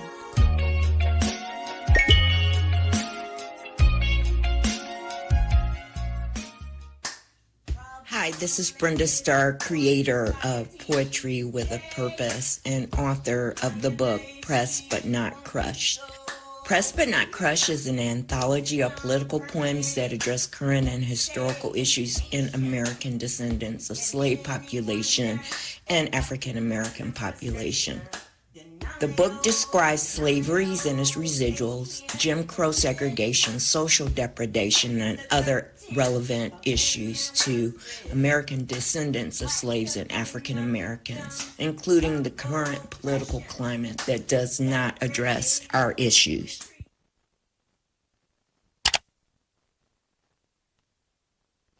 This is the Black Channel. I am your host, your brother, your humble servant, the Black Authority here. Very glad to be with you all here this evening as we are discussing the Democrats and their diabolical plan here for 2026. And the plan is very simple. Sit still, sit back, do nothing, offer nothing, promise nothing, wait for Trump to just screw up so badly that people just vote for Democrat by default. And then the Democrats are right back in charge again, having done nothing. That they don't have to change anything, don't have to promise anything, don't have to alter anything. Just let Trump be let him be the greater of the two evils. That's their plan now, folks. Well, just let Trump be the greater of the two evils. Okay, let me go ahead and jump back over here on Zoom again here right quick. We got somebody here on Zoom. Make sure you have your camera and your microphone turned on here. If you don't, you're going to be removed. So you got 3 seconds to make sure you have your camera and your microphone turned on. You have 2 seconds to make sure you have your camera and your microphone turned on. You have 1 second to make sure you have your camera and your microphone turned on. Okay, you are going to be gone here. Let's go ahead and see if we can get back over here on Zoom again. Let's go ahead and see if we can grab Ike over here on Zoom. Ike, where is Ike at here? There you go. What's on your mind? Yeah, everything you said about James Clyburn is absolutely true. I don't know if you know this, but last year, the year before, there was supposed to be $1 billion casino proposed in the Orangeburg area, which is Jim Clyburn's district. That deal fell through because they couldn't pass the bill to change the laws about how the state regulates gambling. I'm good friends with a lawyer, he's also a state rep, and they feel like Jim Clyburn was kind of reinstated to kind of push through again to get that deal back because he promised the people in his district, which, by the way, is one of the poorest districts in the state of South Carolina. He promised them that casino that will come with jobs and everything that comes with a casino coming to town. But like I said, that deal fell through and he ended up having pie on his face. So now I guess he's trying to save face, but I don't know. Okay, folks, I want to do something right here because I just went to go Google this and look this up. Because you're talking about a casino in South Carolina. Yeah, off I-95. Okay, well, you're talking about a casino in South Carolina. All right, so Jim Clyburn represents the 6th Congressional District. He represents the 6th Congressional District. I went to go Google this to go look this up. That Scout car plant that I've been telling y'all about, the Scout Motors car plant that was given a couple of $1 billion by the state. Remember we talked about that before? Mm-hmm. Yeah, that's in Blythewood, South Carolina. I just went to go do a check on that to find out, is Blythewood in Jim Clyburn's district? I think it's a suburb. And according to Google, yes, Blythewood is in the 6th Congressional District. Mm-hmm. So let me get this straight. That car plant that's supposed to be owned by Volkswagen, by the way, and the state is ponying up over $1 billion because we want to make sure that Volkswagen is, this small mom and pop operation. We all know that. They're a small mom and pop operation. And, yeah, they're in Jim Clyburn's district, and they made sure they get billions. So, yeah, he's taking care of all the right people, ain't he? Yeah. Also, another thing, Jim Clyburn has on the campus of the Medical University of South Carolina, there's the James E. Clyburn Research Center. And I kind of looked up and seen what their mission was, and part of it was to eliminate health disparities within the state. If I used to work in the pharmacy, and part of my duties was overseeing some of the labor and delivery, NICU, and stuff like that, their pharmaceutical services. If you go up into labor and delivery unit at the Medical University of South Carolina, you won't see one Black person that works there. I'm talking nurse practitioner, doctors, anything. You don't see any Black people. And if you know anything about South Carolina, Charleston, that area, I mean, it's a high population of Black people that live there, that give birth there. And why aren't there Black labor and delivery nurses, Black OBGYNs that work there? You have to cultivate that from the ground up is the thing. These are programs and stuff that we have to have going in middle school and high school. You can't wait till college to get that started. These are things you got to cultivate in middle school and high school. The reason why you have so many Indian computer programmers is because they have a robust computer programming curriculum in their elementary schools. They started that back in the 80s. They don't wait till you get to college over there. You start off on that as a basic thing, reading, writing, arithmetic, and computers. So, yeah, I mean, if you would put that in there, that's the way that would work. But they're not doing that. And Jim has not demanded that happen either. And also, so I had an opportunity to talk with somebody in HR just about why they couldn't recruit like Black doctors and nurses to work on that unit. And one of the things they said was most of the neighborhoods that some of these people that they recruit want to live in, most of the names on these neighborhoods end in plantation. So which is, I mean, part of the reason they were saying like some of these doctors and some of these higher level medical professionals don't want to come and buy property in a neighborhood where the neighborhood's name has the word plantation in it. Well, the whole point here, brother, is that your political so-called representation and leadership is supposed to be speaking for, promoting, and enforcing your interests. And the civil rights generation, this is the whole reason we got to get all these old niggas And deal with it, nigga. up off the damn block. Because this is what they're doing. They simply want a peaceful death. They're old and rickety. If they didn't get their chips together, what they got is what they got. So all they want to vote for now is, well, give me some free diabetes medication and some free blood pressure medication. And then they go waddle their asses back home. You and I are talking about the future. We're talking about a bunch of folk in their damn 80s. What do you think they think their future looks like? At 85 and 86, assuming you make it that far. What does a nigga in his 80s think, quote, the future is? He's not talking about being economically progressive. He's talking about, I hope my damn knees still work. So what we talking about is just on a whole different dimension than what they're thinking about. Their priorities are, can I get my medication here? And can I walk my rickety ass to the bus stop? So we're talking about the real future, and they're just talking about, when we say the future, we're talking about 20 years from now. When they talk about the future, they're talking 20 days from now. I'll let you have the last word. Yeah, and just I know every time we talk about South Carolina, I try to call in because I'm right in the middle of everything that you're talking about. I live right outside of Charleston, so I see what's going on. People have to understand there's lots of heirs property in the Charleston area, Georgetown County, Williamsburg, Horry County, which is where Myrtle Beach is located. Lots of heirs property. And some of that heirs property is being eaten up by all these developers.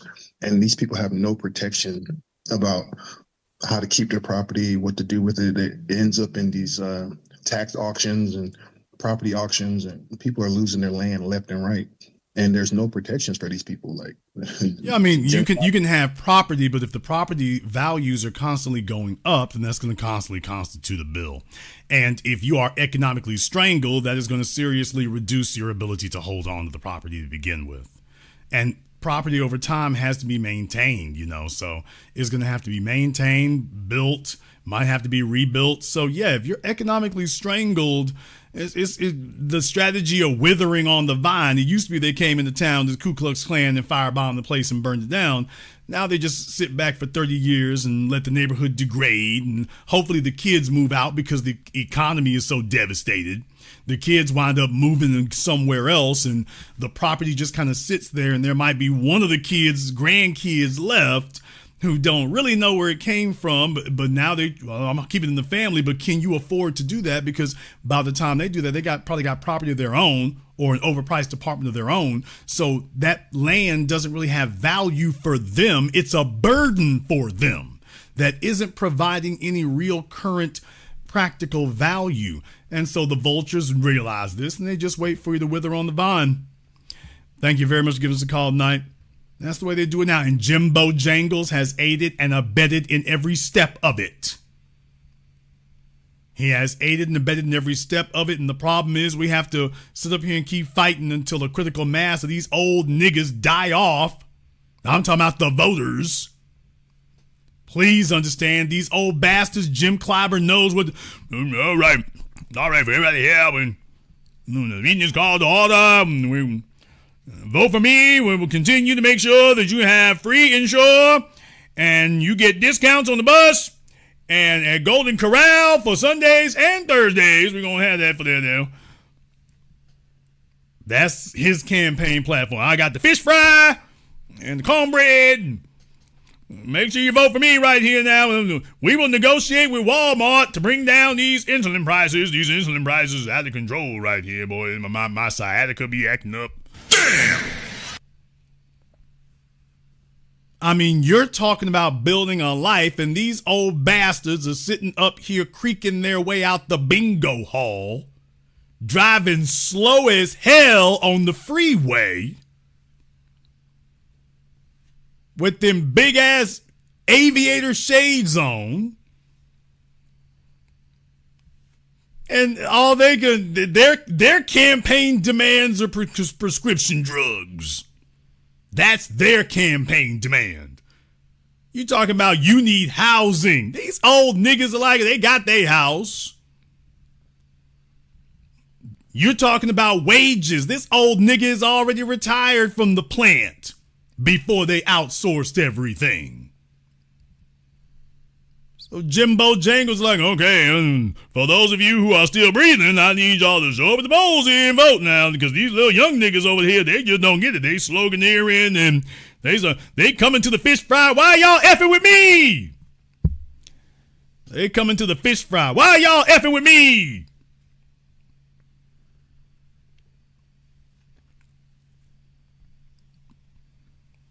So just understand what these old folk are voting for, man. We're voting to go forward. Them niggas ain't voting for nothing but going backwards in what they already got. So they telling us to shut up. Y'all asking for too damn much. You can't expect can't expect them to do everything. You expect them to do everything for your old ass. All right, vote for me. We're gonna cap the cost of Depends undergarments. We're gonna do that, and don't worry about that right there. You go to the library for free library cards.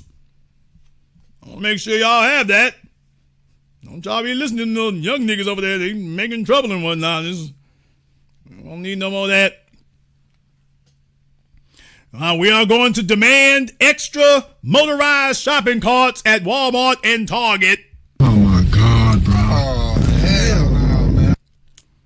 That's right. We more handicap parking and more motorized electric carts at Walmart and Target. These are the real kitchen dinner table issues that Americans are concerned about, and my constituency is concerned about. That's the problem. These young niggas over here talking about things and all these big things, but they talking too big over there. We got to get down to grassroots issues. More motorized shopping carts.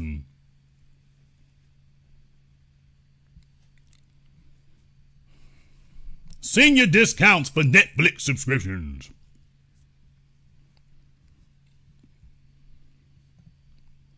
Yeah, that's their politics. All right, let me go ahead and jump back over here on Zoom again. We got Brother Elijah up here on Zoom. What's on your mind, Brother Elijah? Hey, good evening, Big Brother Jason. Question for you, because I have ancestry in South Carolina, and from South Carolina, pardon me. And when you was talking about Jimbo Jangles Clyburn and everything like that, I'm asking this question. If that man, when you was talking about, when you was mentioning to the other caller about the future, can you possibly see that by the time Jimbo Jangles is finished, his district will most likely, I'll say this, economically, maybe not physically, but economically wipe out the black wealth down there? That's the point, brother. You take a look at Charlie Rangel up there in New York. Okay, yes. Y'all, take a look at Harlem today, brother. I mean, come on now. Yes. So you see this all over the damn place. Yes. If your politicians do, the Jewish politicians, you know, up there in New York, we got whole documentaries being done about Curious Joel and Lakewood, New Jersey, and all these, and Ocean over there in Brooklyn and whatnot. The Jewish politicians don't make no bones about it. They protect their districts. Right. They protect them specifically for them. The black politicians sit up here and sit on their ass and don't have a plan or nothing else. Meanwhile, at least the Jewish politicians make sure they got a scam going. What? Yeah. I mean, they got the welfare scam, the Section 8 scam going. They get paid coming and going. The folks sitting there get free housing, and the Jewish landlords and developers who build the housing, they get paid to build it, and they get paid the rents, and they folk get to sit there free. And meanwhile, what the hell is happening for us? Charlie Rangel there for decades. We can go down the damn list. Their job is supposed to be doing that kind of stuff for us. Nobody has talked about a Jewish welfare queen and they come bring the black folk out there. Meanwhile, the state of New York has been funding this to the tune of billions of dollars. To the point it's become a scandal because they're taking money away from the public schools with the black children up there saying stop doing that. Right. So you've already seen this occur, and that's exactly what's happening, and that's their job. These politicians are not elected. They are selected by the party's elites, by the party's leaders, and their job is to deliver, i.e. sanitize and slash the black vote. They sit up here and dance a jig, but the policies are absolute disasters. And the old niggas okay with that because they're getting ready to leave this mortal coil as we speak. Okay, what in the hell's going on after this? Big brother, though, I got a question. I got another question, because these politicians, yeah, they're selected, but when you see Jimbo Jangles, all right, like how I saw Charlie Rangel up here in New York, when you see them getting elected for decades, years after years, okay, year after year, they keep getting elected, you have to start questioning not so much the politician, but the IQ of their voters themselves. Well, I mean, this is why I got to remind you something, Brother Elijah. Remember this now. You are witnessing the gentrification and the eradication of the black population, for example, in Harlem, which is no longer majority black, hasn't been now for a few years.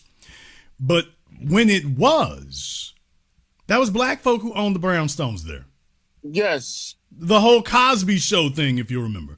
So that was black folk who owned the brownstones then. Well, that was their constituency. Yes, sir. So you see, be it ever so crumble, there's no place like home. Well, brother, they own theirs. Yes, sir. So those are the old niggas that had theirs. They're a bunch of bandos now, but those are the old niggas that had theirs. That was Charlie Rangel's constituency. Yes, sir. That was them. Back then in the 60s and 70s and then the 80s, and Giuliani comes along, and then next thing you know, they start clearing things out. And what I'm saying is that, brother, I mean, you and I were first of all, I was in Louisiana. Yes, sir. And yes, sir. you were a kid. when they were sitting up selling the brownstones for pennies on the dollar. Yes, sir. Yes, sir. And the Jewish developers came and bought up every damn thing. Well, okay, and what were the black folk doing? Bull jiving, playing around. And that was Charlie Rangel's constituency. So all those brownstones up there today worth millions of dollars. What the hell were they doing? That was the constituency said, man, damn all this mess right here. Wine woman song, bull jive around. And 30, 40 years later, you don't have anything to protect it anymore. Right. Right. And then it's telling that you mentioned Mr. Charles Rangel. A lot of people don't realize this. He cut the throat of a FBA because the late Charlie Rangel was not FBA at all. He was half Puerto Rican and half Trinidadian. And his stupid constituency kept voting him in, and they completely let Adam Clayton Powell go and everything like that. So people basically cut their nose off to spite their face and everything like that. One last question, and I'm gonna land my plane. Well, I mean, but the thing is, New York has been uniquely beneficial for us. Okay, yes, sir. As black people, particularly as foundationals. New York has been particularly beneficial. Yes, sir. There's a lot of black folk who left the South and came to New York. Yes, sir. And they had a reversal of fortunes and did well. Shout out Frank Lucas. What? Yes, of course. Shout out Frank Lucas. That's the first one that comes to mind for me. As a matter of fact, it's Frank Lucas. There was a hard-working, entrepreneurial, enterprising American, if I ever met one. Yes, sir. So shout out to Frank Lucas. He was not the only one, but he's just the one I for some reason, I just feel the need to spotlight him.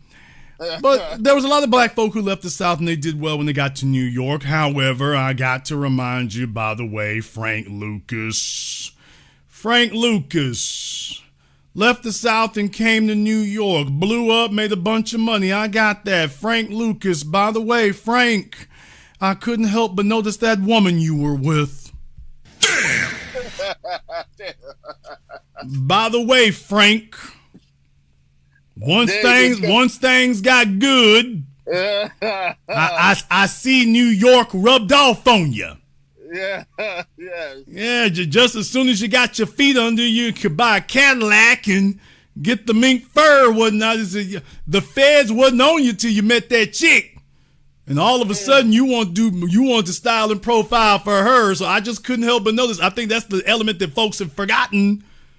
I think they've forgotten that element in the Russell Crowe Denzel Washington movie. I couldn't help but notice. As soon as you got that chick, here you are at the damn fights. And, the mink furs done come out because we got to let her know you on another level here. So just New York has bright lights, big city, and niggas want to be big shots and stuff. New York has a way of doing that to you. And I understand that. And that can be hard to hold frame. It really can, because New York has that effect on you. Right. You see all these things. You see the Empire State Building. You see Central Park. You see all this stuff. And then you start wanting to compete to do that. Brother, it take a whole lot to do that. You're going to liquidate everything you have to do that. And in our situation, if nobody is investing in the folks around you, then you're going to leave yourselves open because these other folks didn't have their head start. Right. The white supremacists and their adjacents have had their head start. So you can't sit up here and liquidate what you got like that. You can't do that. These other folks, for example, when we talk about Curious Joel, they are directly investing in the children. Right. The school system is directly an investment in the kids, even if it's grift. They're directly investing in the children there. And what happens is the black folks, a lot of them come to New York. They end up there and they become part of the culture. Let me go get a Dominicana. Let me go to the Lower East Side.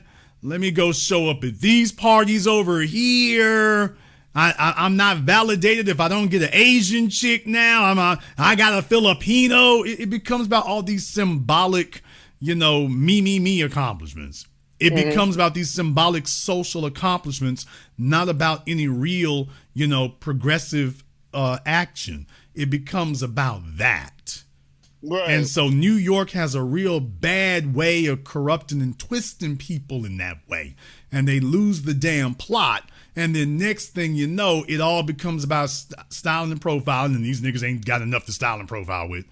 But it really becomes about that and indulging yourself. Because you feel like, you know, if they're doing it on Fifth Avenue or Madison Avenue, you should be able to do that too. And it's like, no, that's not. Nobody's invested for the future. So when you talk about the constituency and talk about, you know, some of the miscues and misbehaving, you know, that's New York has a unique way of doing that. LA got a way of doing that too, by the way. What? Right. New York is probably the worst offender, but it's far from the only one. New York got away. Oh, let's go get some Latinas and some Asians. You know, Miami got that too now. I mean, I think Chicago too. We can box. Now, Chicago is different because Chicago is a very segregated city. Right. So it doesn't really go down like that in Chicago. Okay. But New York, LA, Miami, those are three major epicenters of folk losing frame and losing focus. Right. Yeah, in that area, Las Vegas and Colorado, that area right there, the interracial baby capitals there. Right, Denver. Yeah, so folk get real caught up in some of these areas, and that's really a result of California too, by the way. So that's a direct result of California. California is a major incubator of that, and they make it real popular, and they make that the thing to do. So you focusing on, you know, interracial sexual access as opposed to personal development. And you only develop yourself to the extent that it gives you interracial sexual access, and once you get that, you done. So these places have become very, very expert and very adept at selling you on that. So they don't have to worry about the next generations not having any wealth. All they got to do is take you off your focus and take you off your square. And what happens to the next generation becomes a fait accompli. And that's what you're seeing. I said all of that to say what it ends up doing to a lot of black folk in these places is they go looking for a Latino to go lord over them. Mm-hmm. See, brother, I mean, I can have appreciation for these things without becoming confused. Right. I can have an appreciation for the bodegas. I can have an appreciation for the deli shops. I can have an appreciation for the bagel shops. I've been to these places. It's cool. It's great. Everybody should do it at least once in their life. Everybody should go to New York at least once in their life. Get the hell up out of there before they bankrupt you. But everybody should go to New York at least once in their lives. But I don't go there and come out confused. No, of course not. Niggas go to New York and they go to these places and they come out the bodega and they think they are honorary Latino because there's a chick they get to squeeze on the rump. And that's where the problem comes in. And then the politicians take advantage of that. So you have a lot of folk there who are looking for somebody to lord over them because they're trying to signal to somebody else that she should choose them or whatever. Right. Right. And to add to what you just said, a lot of these stupid fools who come out here, they don't realize there's far worse racism up here in New York than there could ever be in the South. At least in the South, the whites are hospitable. You know your role, they know theirs. You know your place, they know theirs. Up here in New York, everybody, all these hostile immigrant groups are right up here, and these people are the brothers and sisters are coming up here, pretty much the brothers coming up here trying to get in bed with them and be confused and everything like that. So because this is the home of I know black, I'm Dominican, that stupid stuff. I mean, they sell a lot of their favorite rappers do that stuff. So it's the popularization of these things. It's really been marketed, it's really been promoted, and it's the popularization of these things. Right. Big brother, one last question. I'm gonna land my plane. With all this going on, what do we do for our big brother, our wonderful brother, the Honorable Marcel Dixon? Because I really don't know what's going on because he's basically watching his culture get wiped out by a no good traitorous bastard, and it's almost to the point where our brother is kind of helpless because I hate to mention this BITCH. We need for something for like that Alexandria Ocasio-Horse face like that can ride for us. He's close to it, but he don't have the funding to it to knock off somebody that's an establishment politician. Well, it's not just establishment though, because here's the thing. And Yes, I sir. try to warn people about this. Look, it would have been great if I could have been doing this 40 years ago. I mean, I got born when I got born, and I got active when I could get active. Yes, sir. I've warned you all about this stuff. I mean, brother, I told y'all going on 2 decades ago, California's done. Yes, sir. I mean, I'm not going to mince words with you.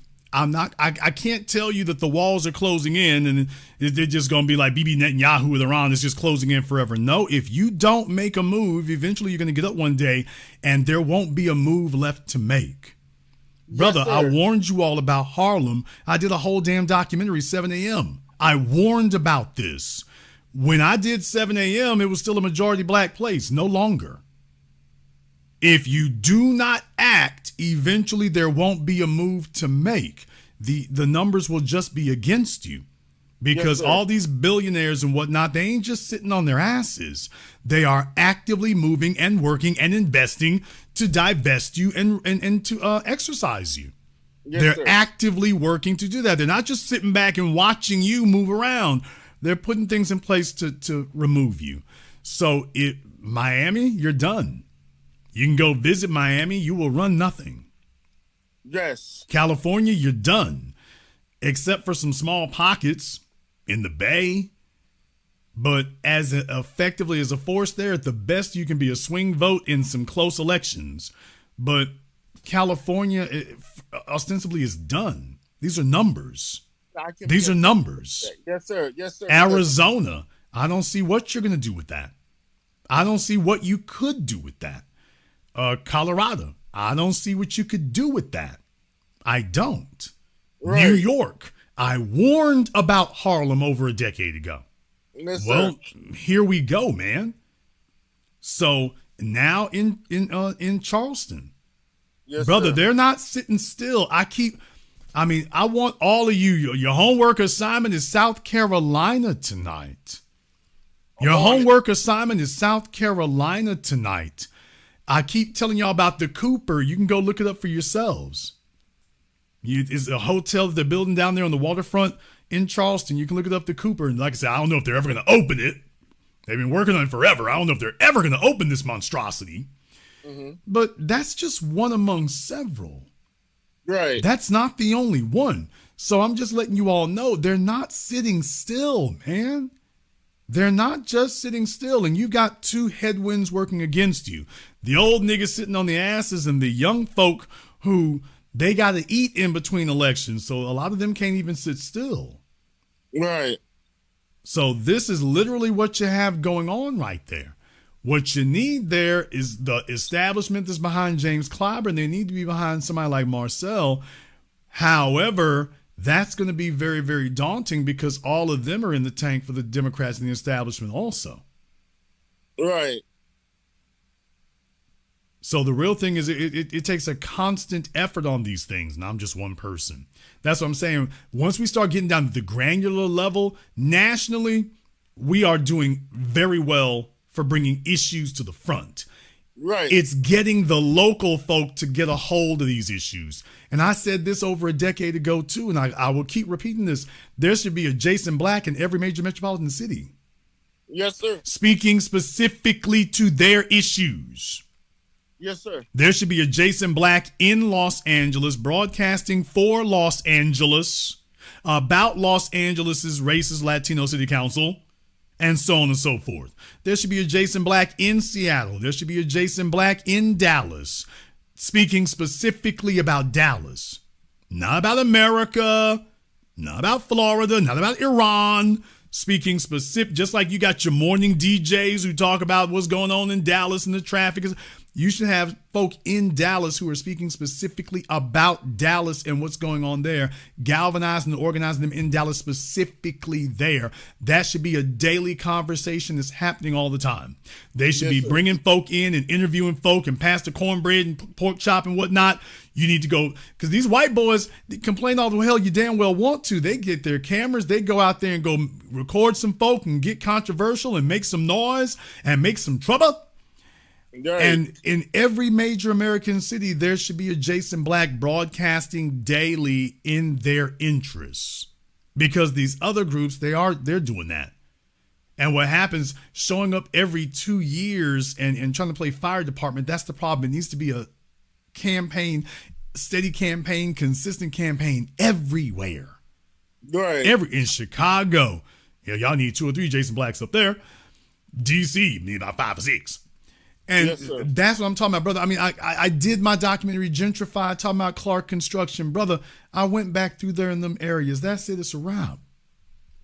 Yes, that sir. is it. That is a wrap. Where Clark Construction built all that new housing and new luxury housing, that's it. The Capital District is done. They have complete the gentrification of the Capital District in DC is done. It is complete. It is over. As a matter of fact, they're moving on back up, 495? They're moving back on up that way now. They built a bunch of stuff that they've built up there now. Hotels and apartment complexes and things. So the renovation and reclamation of the Capital District is complete. Yes, when I sir. did my film Gentrified a decade ago, that was the end of it. That was not the beginning of it, folks. If you see my film Gentrified and I show all that stuff, that wasn't the beginning or the middle of it. I actually was documenting the end. I didn't know it at the time, but I was actually documenting the end. There was no more time left. Wow. So I was not documenting, the middle of the war. I basically was documenting the last rites. But I don't live in DC. I can't monitor DC every day. Right. And if you got black folk in DC who are more concerned about being an intern, or more concerned about legalize some weed and some interracial sexual access, you will have plenty of weed and interracial sexual access right up until the day they clear your ass out of town. Yeah, that's right. And that's where we are today. Some folks who basically want to narcisize themselves as they get swept out the city. Because I told you all this a decade ago too. Being gentrified today no longer means being removed from the city. It now means being removed from the state. Yes, sir. You can't make it in New York City. You're going to have to leave the state. Right. You can't make it in DC. You're probably going to leave the state. This is where we are. We're not on our way. So folk have to take this seriously at the local level, at the granular level. You don't have terrestrial radio anymore. Matter of fact, you don't need that. But you do need folk to get serious, young people to get serious about broadcasting in their own damn interests. You got social media. Stop trying to get likes and clicks for some heifer shaking her butt cheeks. You need to start talking about what's going on where you are. You need to have a microphone and talk about what's happening where you are, because these are conversations folks want to happen. In major metropolitan areas, in your bigger cities and whatnot, the young folk, this is what they're talking about. I mean, yeah, they kind of bull jive around at the mall and whatnot, but you go to your high schools, you go to your colleges, as soon as they get turned out of high school, they are painfully aware of how bad the economy is for them and how outrageously overpriced it is for them and what a disadvantage it is for them. Okay, but who is hosting the conversation? Right. Who is hosting the conversation in the adult world? You got a bunch of social media pages, and who's organizing them at the local level? So if you can't be concerned enough to do that where you live, that's going to be a problem. And you can't sit up here and depend on a Jason Black or a Marcel Dixon to strap on their cape and come flying in like Mighty Mouse to save the day. It's just the problem is putting all this on one person. They didn't put all this on Jimbo Jangles. They gave him an apparatus and gave him backup, and here come the ministers, and they didn't send him out there as just one person to play Messiah and play Savior. They didn't put that on him. They got together. Okay, if you're going to survive, you have to do the same thing. No, I am a super major proponent that you can't just put everything on one person. Right. You can't do that. That person got to have a group with them, especially now more than ever, because you're up against an organized, outrageously well-financed, diabolical Democrat political party. You can't just have one person going up against that. Mm-hmm. That's a recipe and formula for failure and disaster. You can't do that. Yes, sir.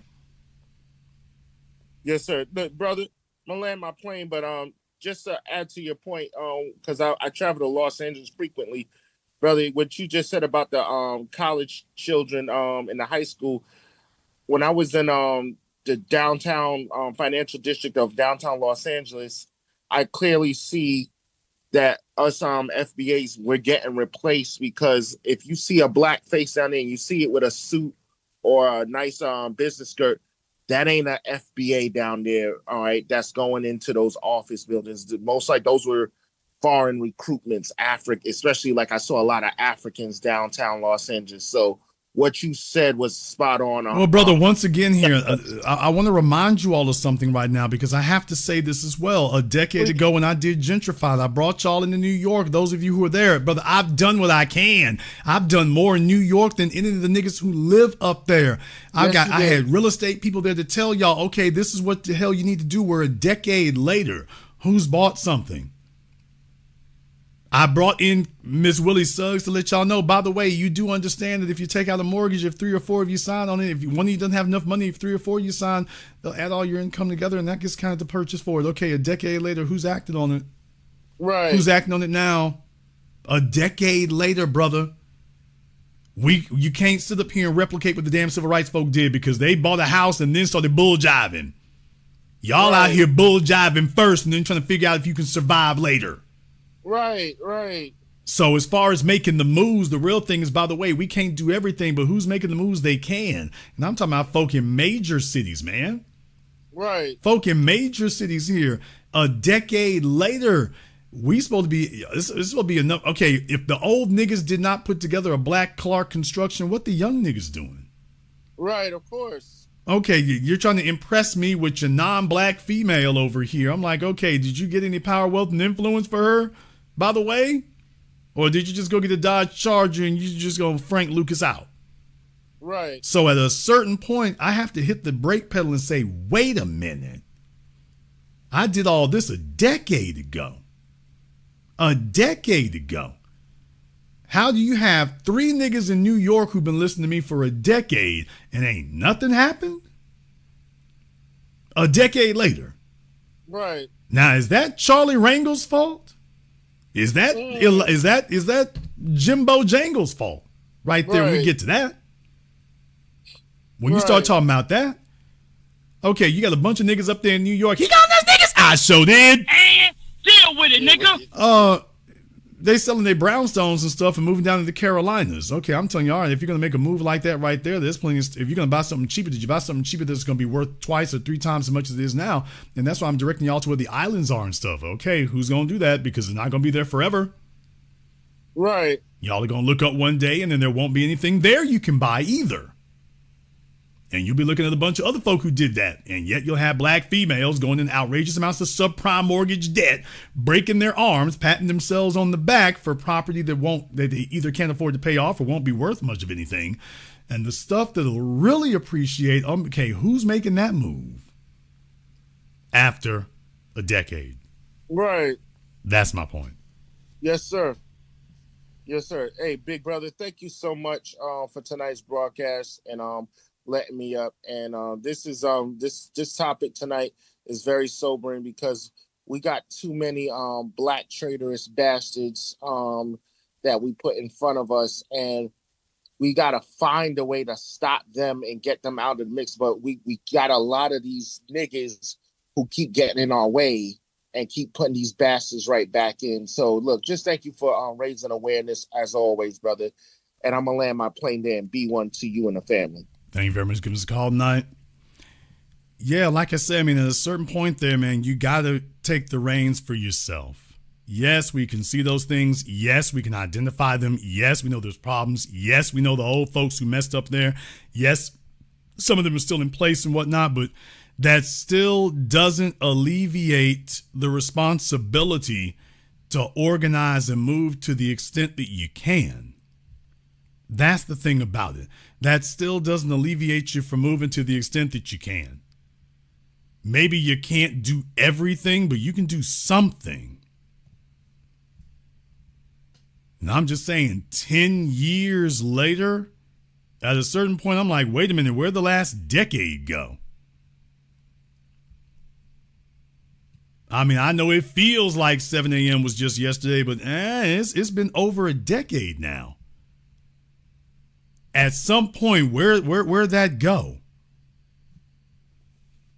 And what are you doing now? You're up there in Chicago. You can talk about Lincoln Park all you want to. I'm talking about the part of town, not the rock group. What? Y'all, they've gone past Lincoln Park. Now they're doing Lincoln Yards. Nigga, what? You had it easy back when it was just Lincoln Park. Now they got Lincoln Yards to replicate what they did in New York City with Hudson Yards. At some point right here, man, it's an issue. How much do you think is going to be left?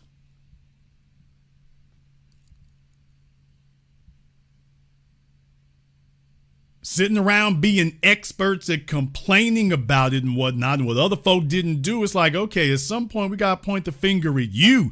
I know what the politicians haven't done. By the way, what moves are you making? Well, I'm take the weekend off. It's real for me. Let me smoke some weed. Man, our generations can't be on that bull jive.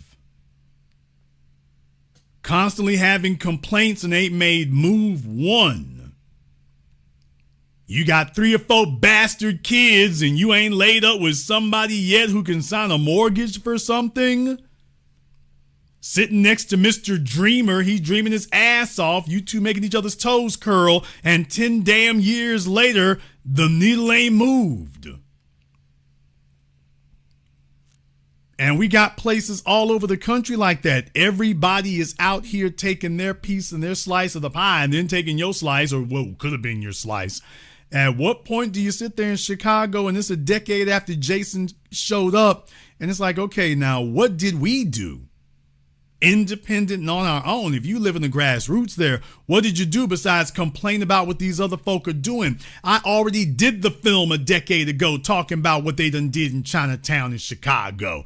Okay, they done did that. And your response is, well, you see, I need to get my hair done, my nails done. I ain't really sure. I mean, I ain't really sure what to do about it. All right, well, just understand you will not be sure until the day that you are eradicated.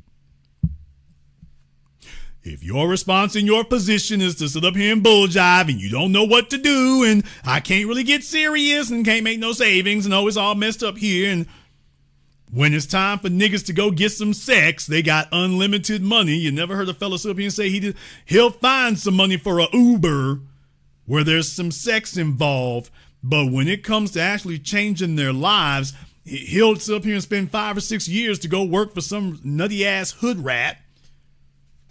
Well, if they hire a Filipina at his job, he'll be serious enough to go get a Dodge Charger for that, but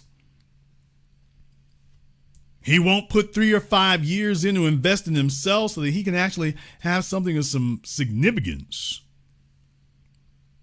Now, that's not on the olders right there, y'all. Not at this point. That's not on the olders.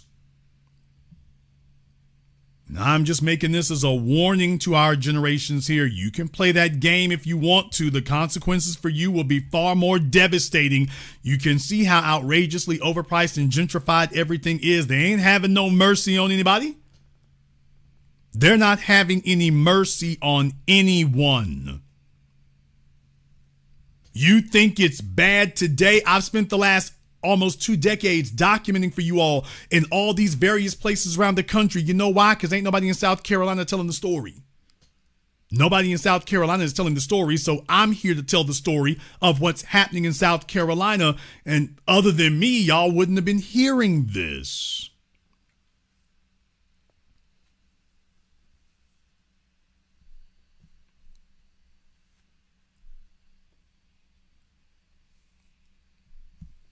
Y'all rules, please stop with your pipe dreaming, bro. It's not cool. If you can't prove it, it didn't happen. It's just, niggas like talking.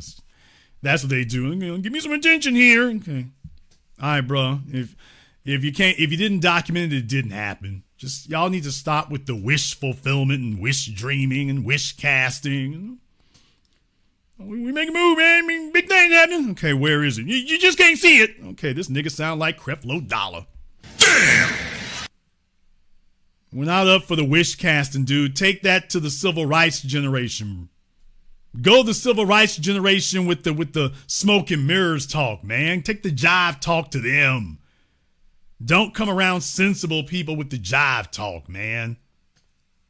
We got serious issues going on here, and niggas is hitting the bong and then still sitting up here making up some, you can't really see what's happening there, and you can't see it, you can't feel it, you can't find it. It's not in the market, really. Big move here, man. We make big moves out here. By the way, he was smoking on something when he called in. Nigga, what? I'm not snitching on you there. I'm just saying, by the way, niggas, when they call up, every week somebody call me up like that and whatnot. They got a drink in their hands or they puffing on something and, yeah. And then they calling me up.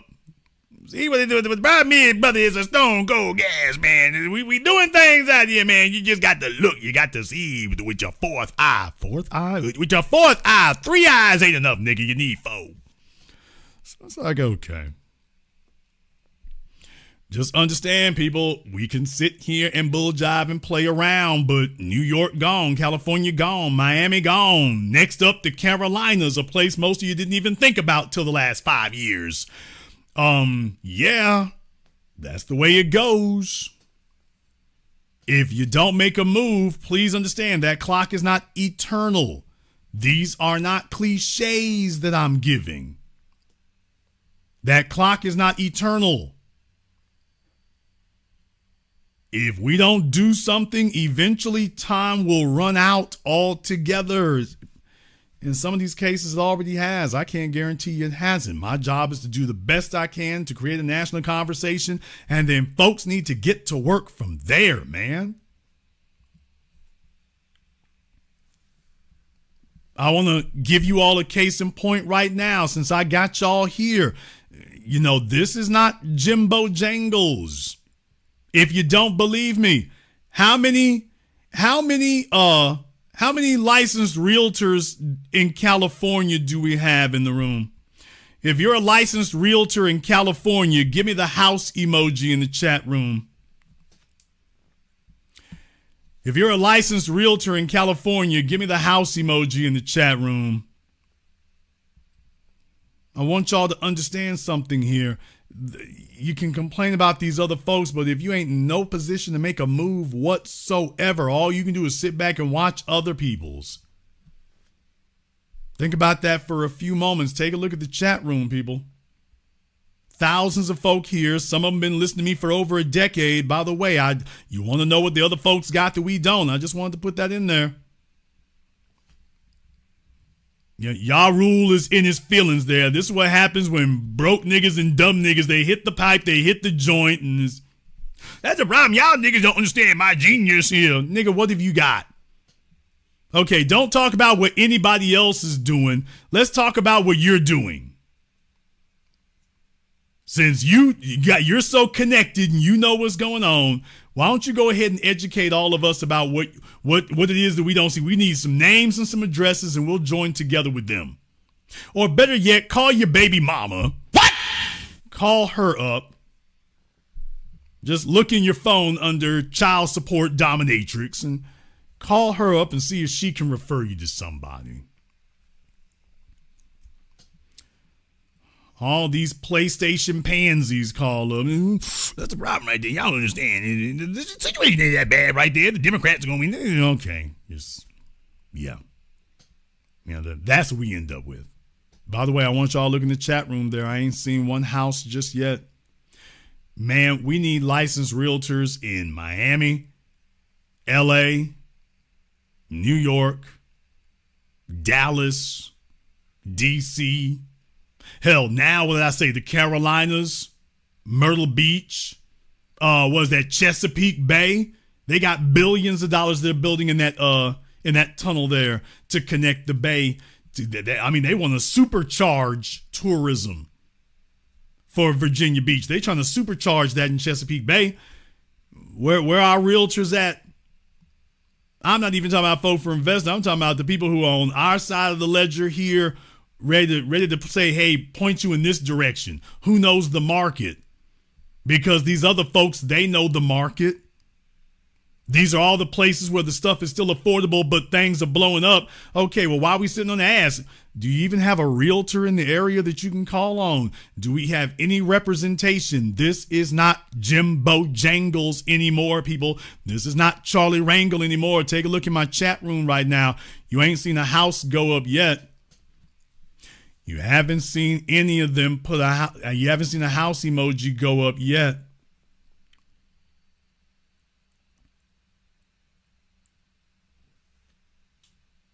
Now, we blaming that on who? We're blaming that on who? Exactly whose fault is that? Asking for a friend.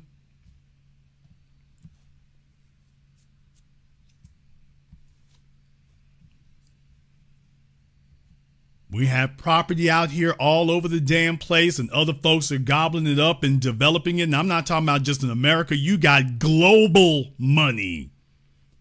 You have global money. You have global assets that are doing this now. In the chat room, talking with T10. I got one little lonely house on the block. I got one little old lonely house on the block there, talking with T10. By the way, folks, got to be careful about that. You have to be careful about that because I'm very, very glad to hear that, talking with T. I'm very glad to hear that because I would like to make your acquaintance. Very glad to hear that, talking with T, so I would like to make your acquaintance. If it's not too much to ask there, I'd like to make your acquaintance.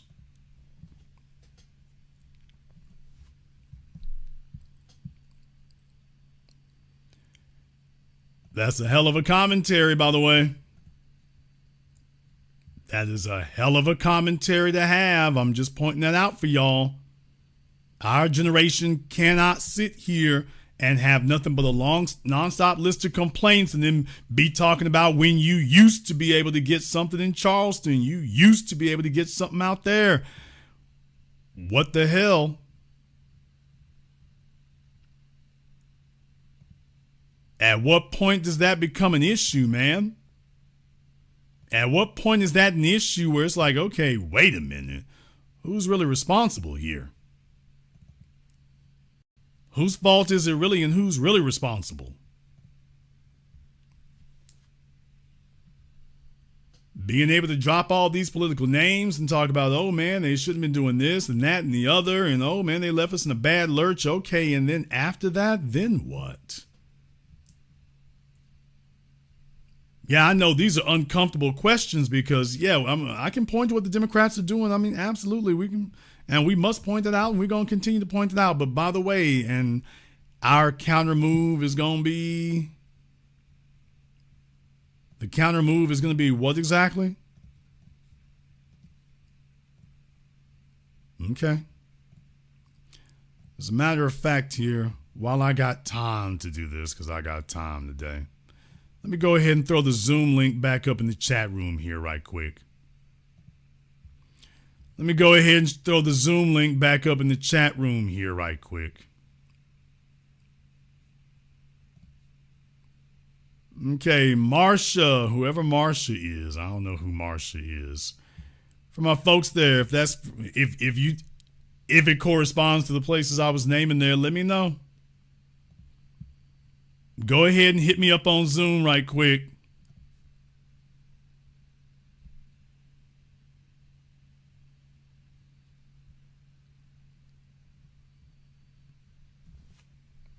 I got time for it today. While I'm here, I might as well go ahead and handle that real quick. So, talking with T10, I'm so glad you got your house up.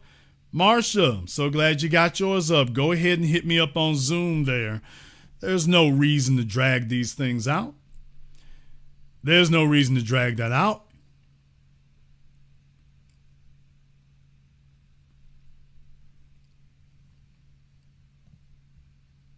Oh, there's no reason to drag that out in that regard.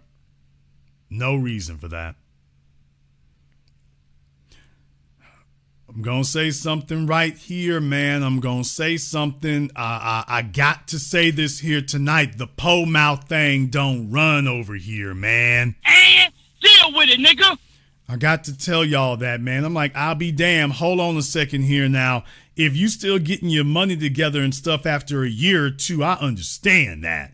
But if you still trying to get things together after a decade, there's something else going on. Okay, well, Marsha, like I say, baby, yeah, here come the excuses. So, all right. There's a link at the top of the chat room. All you got to do is click on it. But y'all see what happens? Is this James Clyburn? Is this the Jews? Is this the Italians right here? Is this them two right now? Is this the old niggas? When you got the group of us together, I can get you all together by the thousands. But the thing is, I'm like, okay, if there's a whole bunch of problems here, let me complain about it. Okay, when you're done complaining, what we going to move on? Well, you know, I mean, it's rough on me, bro. 10 years later. And I guarantee if I go to your social media pages, I'm going to see something different. Let me go ahead and jump over here on Zoom. There's somebody named Win. I don't want to talk to the rest of the world and stuff. Only the folks who put up their houses, so everybody else fall back on that. I don't want folks calling up and talking about, you know, hey, Jay, I think you're right. I know somebody who owns a bando down there in Oakland. What? No, it's not that moment. It's not that moment. I just want to remind you all of something right there. By the way, I'm going to say this. This will hurt your feelings. I'm going to say this. If you had a bunch of Jewish folk together like that, what would happen then? In the chat room, Ibex, just stop it. Just no. Jay Morrison did not ruin anything.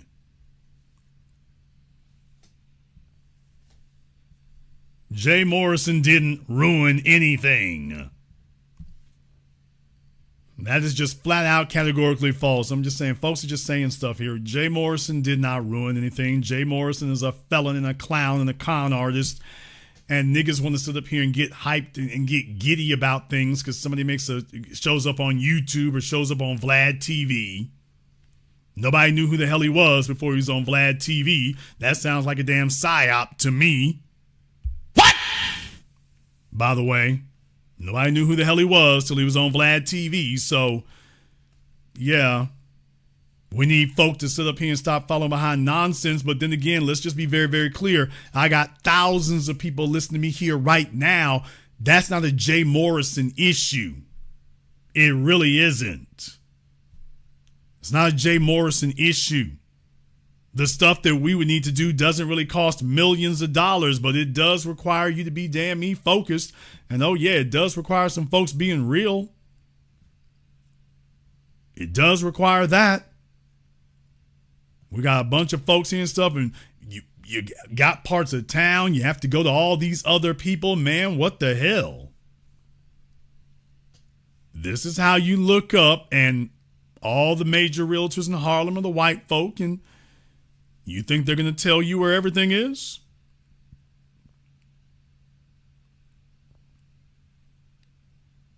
I mean, I just want you. I'm here to cast a brutal light on things.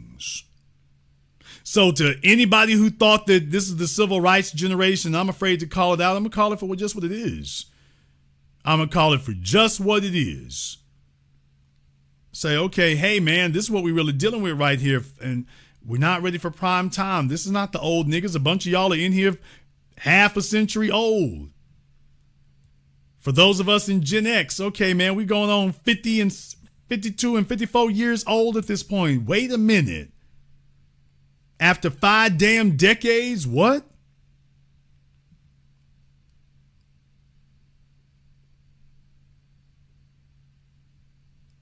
In the chat room, Miller Boy Productions, the same thing that always happens. The same thing that always happens, bro. I've been doing this for years and years. So it's really going to come down to a hardcore, serious people. But I want y'all to know the longer that takes, oh well.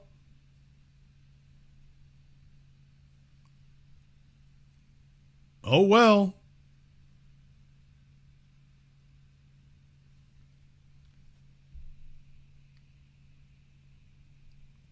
Just keep that in mind.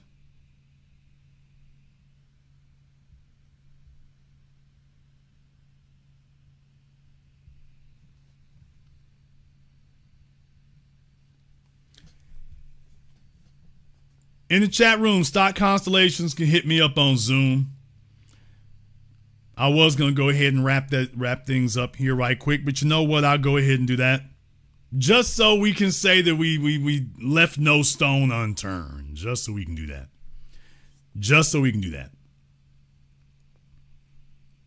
Bro, I mean, this is what it comes down to here. If all I can say is Gen X and Gen Z, if you think you have the luxury of entertaining yourself with nonstop pitching and moaning and complaining and ain't no moves getting made on us, if you think that's going to be a strategy, just understand wherever you are, you better be ready to leave, because my second film said it, you will be moved.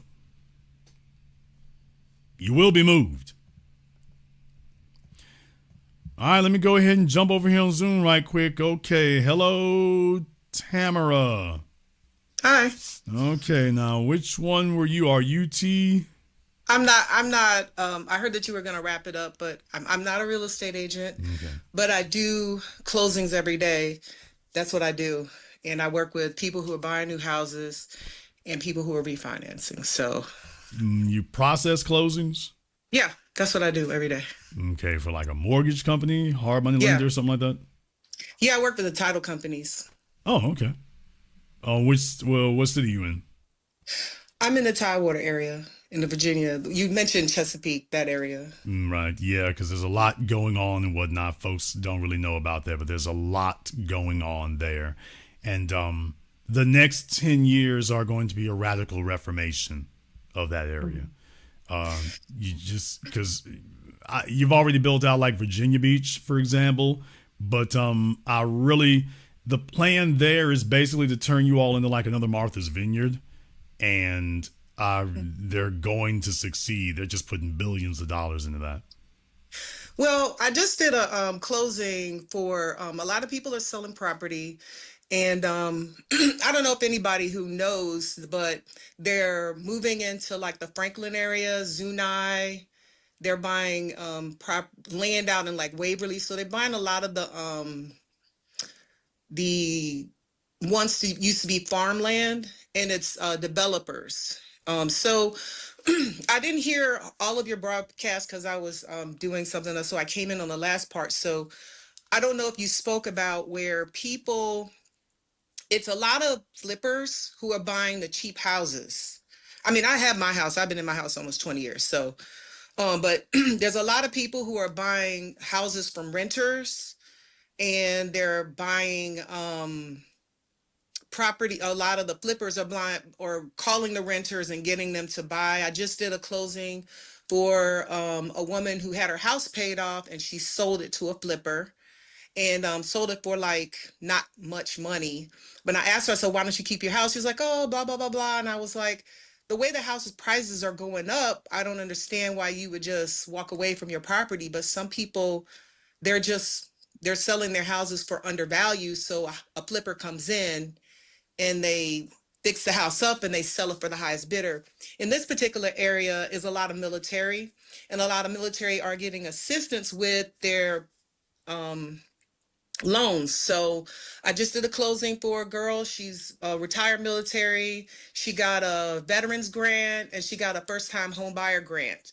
So a lot of these mortgage companies are going for military in this area because they're able to get them grants. They're able to get them, since the VA backs their loans, they're able to get, a good deal on their interest rates.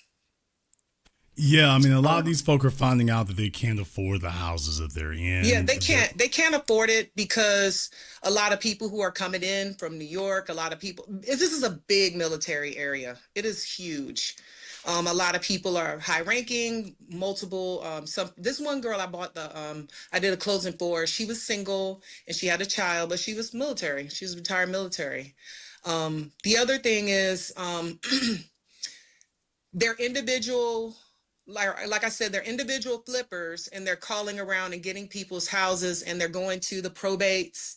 A lot of people who are needing to get affordable houses, they don't have the money to fix it. And a lot of times with the mortgages need the house to be already fixed. They can't get a funding for a house. Let's just say it needs to be, the roof needs to be done, the windows, they're not gonna fund that kind of Yeah, and a lot of these so, folk there, I mean, life changes if you have any financial issues. I mean, it just takes very, very little to make things go bad very, very quickly. And I think a lot of folk are finding that out. And what they're also seeing is there's a number of people who are ready to swoop in. So once an area starts heating up, people grossly underestimate how much capital can flood into an area.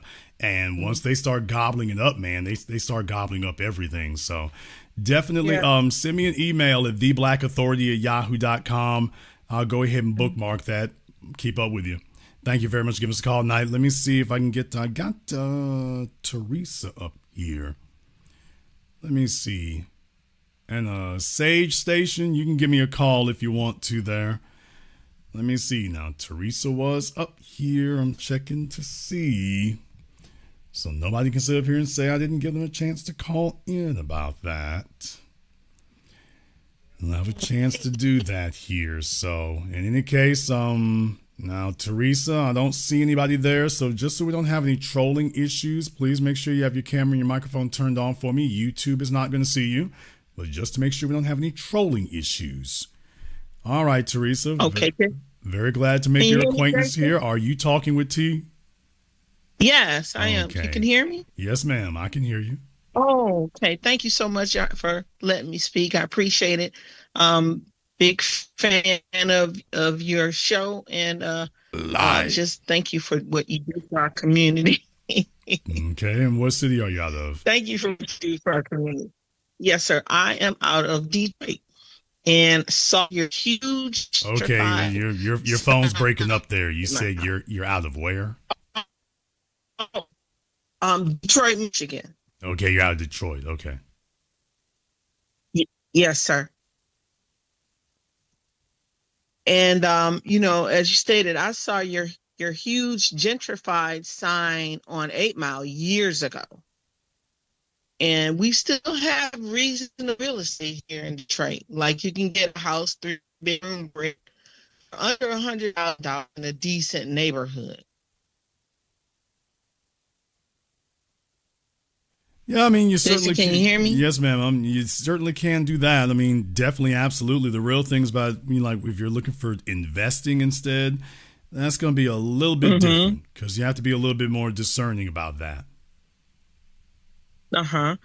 Yes, sir. So we have, and what I would suggest is, like you said, people can partner up, especially with multifamilies. And most of the time over the years, my customer has been the single woman with children. Very rarely have I ever sold a home to men.